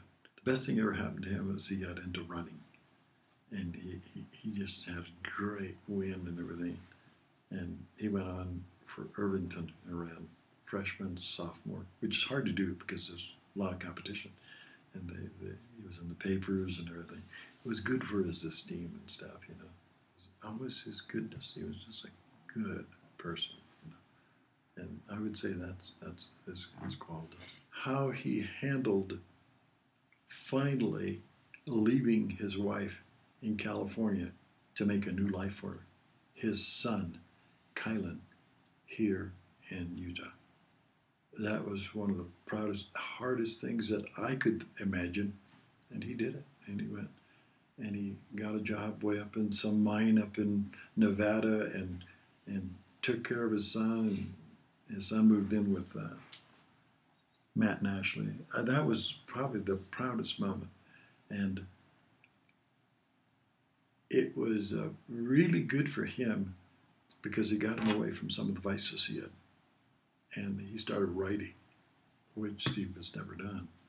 He started writing, and I think it brought him through some real cracks. And other guys are harder working than Steve was.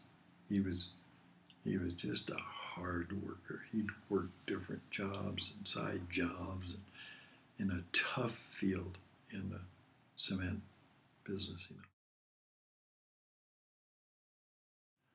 When John F. Kennedy died, what was that, 73? 63. 63, yeah. Dave was 2 years old. And I remember when he died, and Dave was just barely talking, and he came up with a poem. One of the things that you wish your whole life that you would have written it down, I don't know whether we did or not, but we don't know what it is. And he wrote this poem about John F. Kennedy. And it was the most tender thing. Dave always was a tender kid. He used to call Steve He couldn't say his name, so he called him and it was something else. But Dave was just a joy of a little boy, and cute, and very giving, no temper tantrums, no, got along with everybody. If I remember right, he wasn't even shy, Aunts and uncles would come over that he hasn't seen, write to him, He's just a loving kind of a person. Mellow, loving, ever since he was a little guy. Uh, very happy, very connected to Steve. You know, they sit together next to each other, and he called Steve and he was a lover to Mom, and he was just a well-liked kid. Everybody in the neighborhood liked him. They all kind of watched out for him. I always was concerned about him being frail when he was younger, because he had a couple of incidents where Mom had to stay up all night with him, and because of croup. And the proudest moment was when he came crying to me, saying he didn't receive a football jersey, so he wasn't going to be on the team, and he might be able to find his way back on it. But he had worked out so hard for it, Dad. What am I going to do? And I told him, just off the top of my head, find another sport. He's like, I don't know any other sports. I said, you got a golf course right down the street from us. Go down to Tri-City and start playing. I don't know. And the next thing I knew, he moved on. And I think that's one of the great qualities that Dave has. He doesn't dwell too much on anything. A few years ago, he had a situation where he lost his job. And you could sit there and sue the company. It wasn't righteous and all this and that. What did he do? He said, I got to keep working. I got to keep food on the table. And I didn't know he knew how to do it. And he started doing sprinkler jobs. And all over the place. Here, there. Found one of his friends had a license. And so I guess he paid him to use his license. And he had jobs all over. Hardest working. I talked to him at 7, 8 at night, and he'd still be working out by candlelight, But the quality I would remember most about Dave is he doesn't dwell. He moves on. One of many proud moments of Mark was when he had the dogs up in Highland. And, he mated the dogs and got pups and sold them.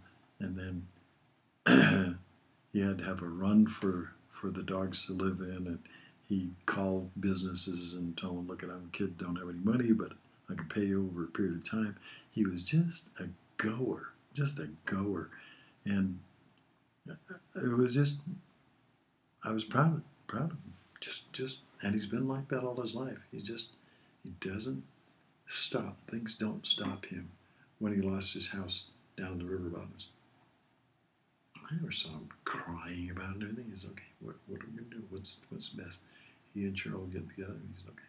This is the best thing to do. Boom, and look at landed on his feet, opened up a business. I was thinking, how in the heck is he open?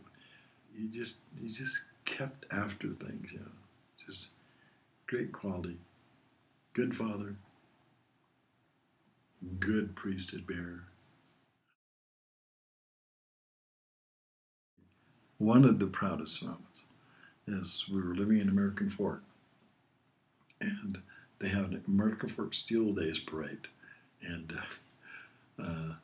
so we're all sitting on chairs along the parade route and everything, and everybody's coming down the road, all the bands, American Fork Band and Springville Band and all this and that, and next thing we see is a float is coming by, and it's Little League baseball, and Chris is on the front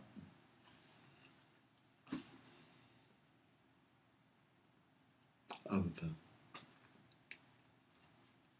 stars of the league, and she was just beaming, and everybody was clapping for her and everything. And little did we know, we did not even know she was a star pitcher. Oh, what? She just had all kind of athletic ability. I think she could have gone really far if she would have stayed with it. But a few few years later, I was a Elders Quorum president and I was talking to young men, and they were saying, do you know that there was senior day at American Fork High? And I says, yeah. He says, oh yeah, they had all these games going on. The boys were playing against the girls and everything.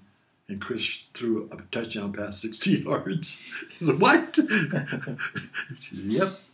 And he says, she should have been on the team. She was making them look bad. Confidence that I have in her, that she's going to get it right, finally. I have every confidence. She will get it right and will be an inspiration to other members of the family. Mush face is what I used to call her as a little girl. She used to eat mush and have it all over her face. Such a loving girl, such a lover of Mama. Hardest worker. She'd just dive in. Mom would give her assignments and she'd just stick with it until it was done. I'll never forget the night that they were leaving. All of you kids and Mom were leaving to come to meet me in Israel. And they had to clean the house, clean all the house and everything, this and that. And they had to sleep on the floor. And when they're sleeping on the floor, there are mice running around. And she withstood all of that, you know. She stuck with Mom. She was the biggest help to her. On the trip, can you imagine all those kids and 16 pieces of luggage, and Mom and Gina spearheading all of this. You know, a little baby that was 1.5, 2 years old. Energetic boys. But stick-to-itiveness. Her deciding, I'm not making any money, doing what I'm doing. I don't like working for a stupid finance company that question their ethics and so forth. I'm going to go back to school. And she went back to school. She never even finished high school. She went back to school. Kept getting grades, better grades, this, that, until she pulled herself up and out of the mess. Look where she is now. Yeah, district attorney's office. So. My proudest moment with Matt was when I baptized him, and I'm pretty sure it was in Hawaii, but it wasn't so much where I baptized him, but what he said after being baptized. He said, Dad, I'm going to go as long as I can without sinning. And I remember talking to him about a week later. He says, I went a week without sinning, without saying anything bad in any way, thinking any bad. None of my kids said that. So that was the proudest moment, and there's been others, you know, his plays and stuff, but that was the one I cherish most. There is something about Matt. There's a loving attitude to the family, to members of the family. You can just feel his love. No matter, watching him perform as a high school musician in his orchestra, and going to some of the state affairs, finals and stuff. His own special way that he shows love to family and friends. People like to be around him because you can feel his love. Or one of the highlights would be how he bounced back from being attacked while he was on his mission by some young men.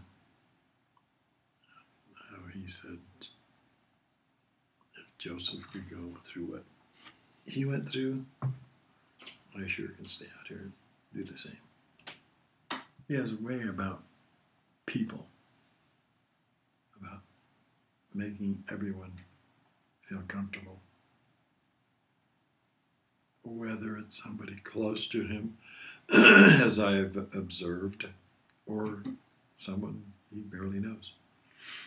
He has a quality, a God-given quality to melt with people, to make them feel comfortable. Where did all these kids come from? Anyway, Shawnee. A couple of things with Sean. One is how well he got along with Joel, for one thing. Crazy mix of two different people. And yet, Sean was another person that was well loved by many, many people. I don't think he had any enemies. I saw Sean step aside to let other people have their light shine instead of on him, or it maybe should have been. I see him do that over and over. Best things Sean and I did was go to my brother's funeral. It was such a good bonding thing. And he was just loved by the people there. Evidenced by people still talking about him. He's just got a real loving way about him that not many have. One of the proudest moments that I remember is her giving birth to little Kanoa, and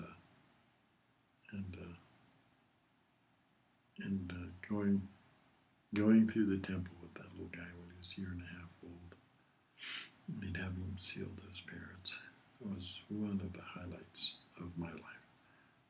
Anne Marie is such a loving person. She'd do anything for anybody. Usually ends up doing that. Loving person, easy to be around, feisty, always has been. Her famous saying when she was a little girl in Hawaii, she'd even say it when we live on Foothill. If she was mad at someone, she'd say, "Stay off my property."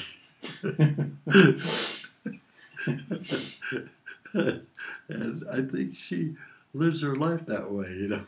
And for any of her children or her, they'll stay off my property.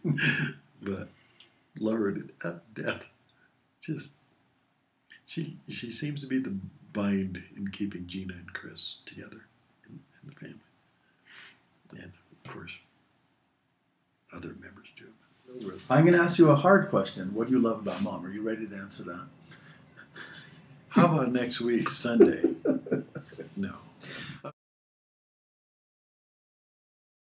so much to love about her, you know. She's forgiving, she's a beautiful person. Love her to death. Have for 57, 8 years. And I couldn't imagine life without her. Even though we know that's going to happen, she's just really a good person. With some spunk. You know, she's not a yes dear person. She gives her opinion, and sometimes I don't like it, but it's her opinion, and when I stop and think about it, most of the time she's right. Loves her children, her grandchildren. I don't know of anyone else that sees a baby. It could be from Timbuktu, and she goes gaga. She was Heavenly Father brought her here on this earth to love babies. I can't say any more other than I just love her to death. You know, she's a great person. I'm lucky to have met her and have lived with her through all these times, good and bad, rocky, smooth.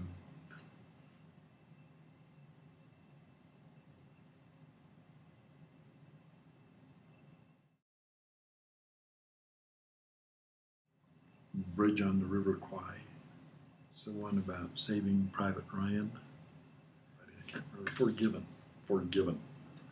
That was one of the spaghetti westerns I love. And I like Clint Eastwood and some of the things. I was a Clint Eastwood fan. I've seen all of his,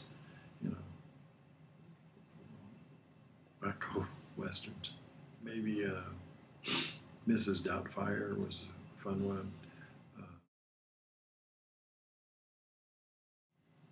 It was very different, but I liked the way he spoke, and he was so direct. Sterling W. Sill was one.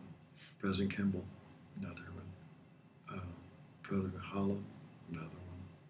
The one that was a very flowery speech. I loved Maxwell? Yeah, Neil Maxwell. Because I had to listen to him 2 or 3 times to get it. Yes, I remember him as Tutu Man, is what they used to call him. Tutu Lady and Tutu Man. I remember him coming to San Francisco from Hawaii, and I was just a little boy, and I remember we went to meet him at the ship. I think he took the Lurleen too. But I remember thinking he was a real kind of a royalty kind of a person, He really carried himself well. And he was, I didn't think he was real kind or anything, but there was something about him that made you kind of like you were around somebody that really, really was special. I know my mother thought the world, but I did not know him very well. Mm-hmm. And I didn't know my grandma at all. My favorite was David, my Uncle David, whose wife's real sick now. But he married a girl from Argentina, if I remember right. And he was just a handsome bugger and just the nicest guy I know. He must not have had much Portuguese in him, but he didn't even look like the other guys. The other guys had tight curly hair and stuff. But him, and then Uncle August, who was a bit part movie player in Hollywood. Uncle Herbert, he was a rascally guy. And Herman. Those are my favorite. Yeah, I remember Fred. He was a lot like like John Louis Kaya. Very reserved, didn't have a lot to say, but he didn't smile much, but when he smiled, you know it. He loved. I remember him.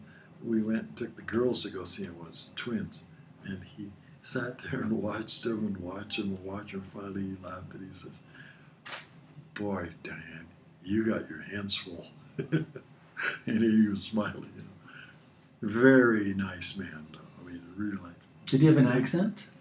No. He didn't say much, though. He didn't speak much. He was more like Grandpa in that respect. Mm-hmm. But he made brooms, and he'd always, whenever we went over, he'd go take us out to his little broom factory in the garage, and give us a new broom. And stuff. Mm-hmm.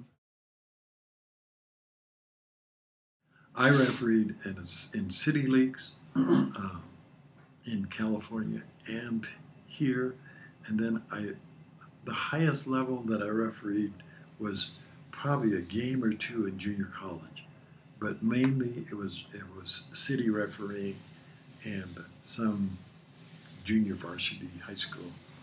I was adamant about it. I wanted to be the best I could because I love basketball. I wanted to make sure. So I was very good at it.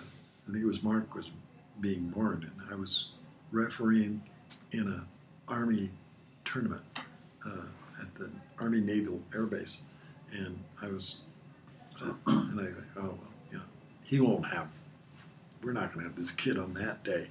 Well, it happened on the day I was supposed to, and I started getting phone calls and stuff, and Mom was in labor, and then I said, what do I do? This was really an improvement because if I could do well there, could move up. And I was looking at trying to be a college ref. You know. But anyway, I finally waited till the nurse came out and said, "You have a bouncing baby boy." I said, well, tell my wife I had to go. So you saw Mark born and you ditched? Yeah, I saw the baby. And, I took off. I had to play this tournament. If I remember right, it was morning. It was an all-daytime tournament. So I only refereed till. And then when I got to the site where they were playing the game, the first thing they did, I didn't even expect. I went out and we were getting ready to throw the ball up. And they says, "We want to make an announcement." Referee Nevis here just had a bouncing baby boy. The women said, "Boo! What are you doing here?" Oh my God! But another one I've got to tell you about is I was in a game with was it church ball? I think it was playoffs in the church ball. And I was refereeing with a guy, real nice guy, college guy, was a coach or something. Real nice guy and everything. We're in a game, and the game got kind of rowdy. And so we had to tell the guys, "Hey, calm it down. We start calling more technicals, da-da-da-da." And finally, some guy went chest to chest with my other ref, and I was down the other end of the court. And I don't know what really happened, but this guy started pointing the finger at this other ref and everything. And then I don't remember what happened, but he pushed him, and everybody started coming out of the stands, and he decked the guy right there. Decked the ref? The referee decked the player. Laid him out flat. And then afterwards we found out he was a boxer and could have been thrown in jail for that, you know. But the guy that was knocked down came afterwards and apologized and said, he said, "Well, that's not good enough. You're disbanded for the rest of the year. You're not playing it." And the head of the referees association was there. He said, "Yeah, we can't afford that." Because we were in a foul-ted area, you know, Oakland, Berkeley. Oh, I mean, basketball was wartime. So, yeah, that was my only other experience. I worked for the Atomic Energy Commission in Leavenworth, California. That's where I worked there for 8 years. And from my time in the service, they recommended me to get what they call an FBI Q clearance, which means that they give you a Q clearance. You can go anywhere in the lab where most people couldn't. And I was the only one that had it for 18 workmen in our shop. And so that was a big thing, you know. And then I was the youngest assistant superintendent, moved up in the ranks while I was, and to this day, if I would have stayed, I would have been the superintendent, and I would have, you know, just all kinds of things. I mean, I could have gone to UC Berkeley, you know, no tuition, all kinds of advantages, but we opted to move here to save our children. So 5 years after we left California, getting a call, I was working on a big project in Salt Lake and running a project and everything, and thinking, okay, what am I going to do next? Gosh, you know, got to make more money, this and that. And I get a call out of the blue. And is this Steve Nevis? Da, da, da, da. I says, yeah. And he says, we understand you have a FBI Q clearance. I says, well, yeah, it's good for about another 5 years. He says, yeah, we know all about you. We would like to know if you would be interested in taking a position for the Army Corps of Engineers in Israel. It was a direct answer to prayer because I had a couple of job opportunities that were coming up, and the one I was on was a big one, and I was not finished with it. So it was we had been fasting and praying about what to do, and then we get this call out of the blue. And I said, you got to be joking. Who is this? Well, this is Colonel Sonian from Presidio, California. We're looking for somebody to replace the superintendent that we're firing. And I said, well, yeah, I'd be interested, but I'm working. We know just where we're working. We know you work with this, doing that, doing this, doing that. Can you make arrangements with them to leave as soon as possible? And I said, well, I could talk to them, be a while. He says, we need it as soon as possible. He says, you're our man. You're the one we want. And so I said, okay, next. I remember telling Mom, I says, you believe this? We both just cried, bawled like babies. Went in, told my supervisors about it, and they said, well, you can't leave. You can't leave for at least another week. You've got to organize this. Now, with every job I've got, I know what one guy can do, what another guy can do. This guy can do this guy can do that. You just have to find another superintendent like me. And they were just down on it. No. I had to call back right away. So from their office, I called. They thought I was joking. I said, let me talk to Colonel Egbert, whatever his name is. These guys put it on speaker. And he says, yeah, this is it. This is what we're offering. We're offering to fly you out.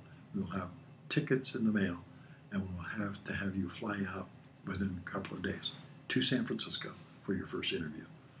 He says, can you do that? And I put the phone up to these guys, and they said, yeah. Okay. And I hung up, went home pretty much, got ready. They wired up a ticket to the airport, went to the airport, flew down, and met with them in San Fran. And they offered me the job right away after going to my resume and everything. The Spirit told me you can get more than what they're offering. And I thought, I'm not good at that. I'll take whatever, And they were paying me like more than I was making before. I thought, well, and it's tax-free and all this and all these benefits, full medical and all that, schooling over there for the kids and all that. And anyway, I said, I was going down this hall to the recruitment officer so I could sign all the final papers, and the wages were on the paper. The Spirit said, no, you tell them this is what you want. And I went all the way down there, walked in the door and said, well, everything's ready. All you have to do is sign here. You're making 222. And I says, I got a little problem. I says, I'm leaving some great opportunities here. This is what I feel I'm worth. You're not willing to take, that's a lot more than you're making right now. I just get it clear. This is what I'm. Wait a minute. It's on a phone call. Somebody.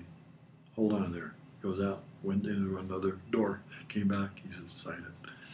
They changed it right there. Wow. Yeah. So only time I've ever done that. And went out, came home. They had me fly out within a few days. I was a single status. And I said, well, you guys want me? My family comes. Oh, no, we can't. What do you got? Child or two? I says, no. How about 6? And anyway, if I don't take it, I says, I'm more than willing to just grab my other job back there, even though it makes money. Oh, my gosh, Hold on. Okay, they'll pay for your... I didn't even ask for them to pay the flight. And they said, we'll pay for the flight. Wow. Just get all the kids' names here and everything, this and that. But we need your wife to stay home for 6 weeks. You get over there and then get settled. I worked on the Salt Lake Temple. Yeah. I didn't know that. Rebuilding. They're always remodeling and stuff. So but anyway, there's one over by Marie and that one. And then Los Angeles. Oakland twice. Mom has been so supportive. I mean, this was an inspiration to bring our family from California, a real nice situation that we had there. I'd be well off by now if I would have stayed. But when I got the inspiration, that we need to move. Mom wanted to have a couple more children, just being supportive, you know. And then, you know, supportive even though I made some mistakes, some business mistakes, some bad mistakes. And she just, okay, let's do this and let's do that. And when I walked into this big housing air bases where planes came in and met my workmen that had just flown in, and they were all from Portugal, and walked in, and the guy that was with me introduced me to them, and they said, and this guy said, "This is your new superintendent. You've just come here. This is the guy you have to listen to and do what he says. This, that." And he says his name is Steve Nevis. Steve Nevis. And all in one booming voice. There's 40 of them. "Now, Nevis, Neves! Portuguese!" Oh my gosh. But, and abrazo, you know, all of them came up. And that was it. They jump off roofs for me. And, you know, always when we left to come home, these are poor people. Give us this for your children. This is for this and that and this. We don't want all this. We couldn't know how we're going to pack this. You know, and, you know, chickens and stuff. Just great people. 11 of their names were turned into the church. You know, and it was just a great experience. 20 Israelis, 20 Portuguese, and some Arabs that all worked in my crew.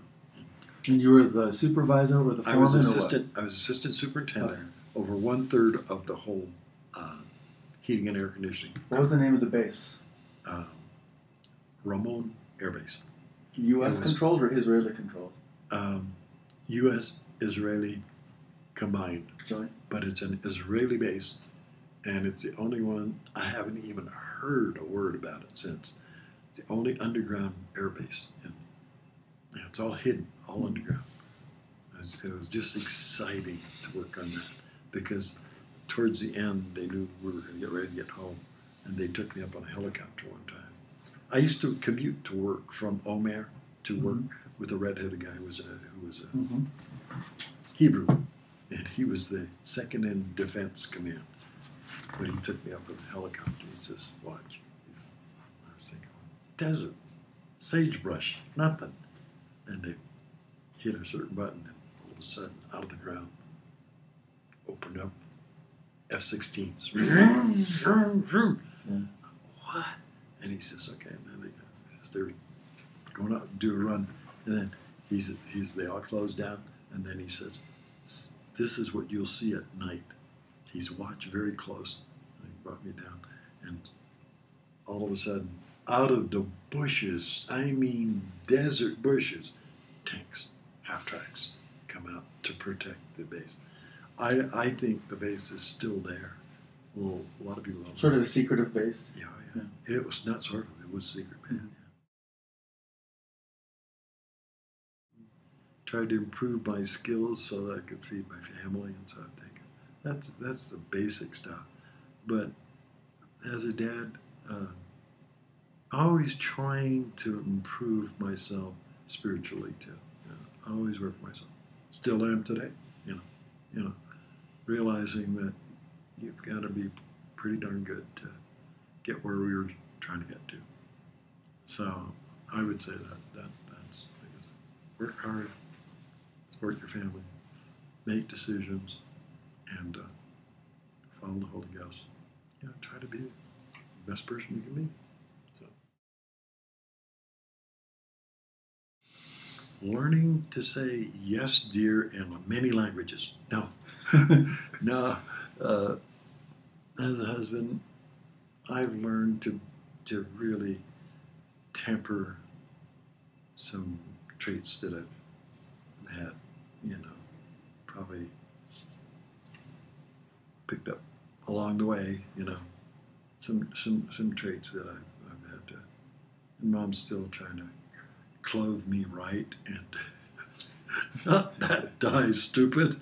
So, that kind of thing. I think you have that same problem.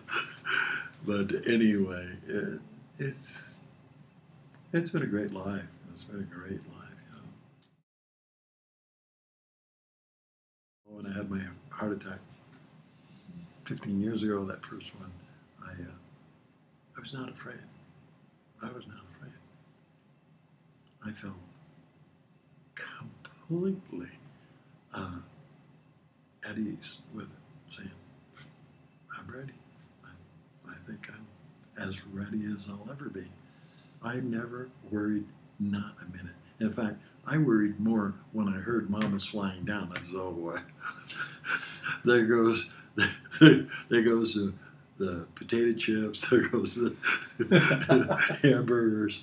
Anyway, but I was completely, I would not say the same a couple of years ago, 10 years after that first one.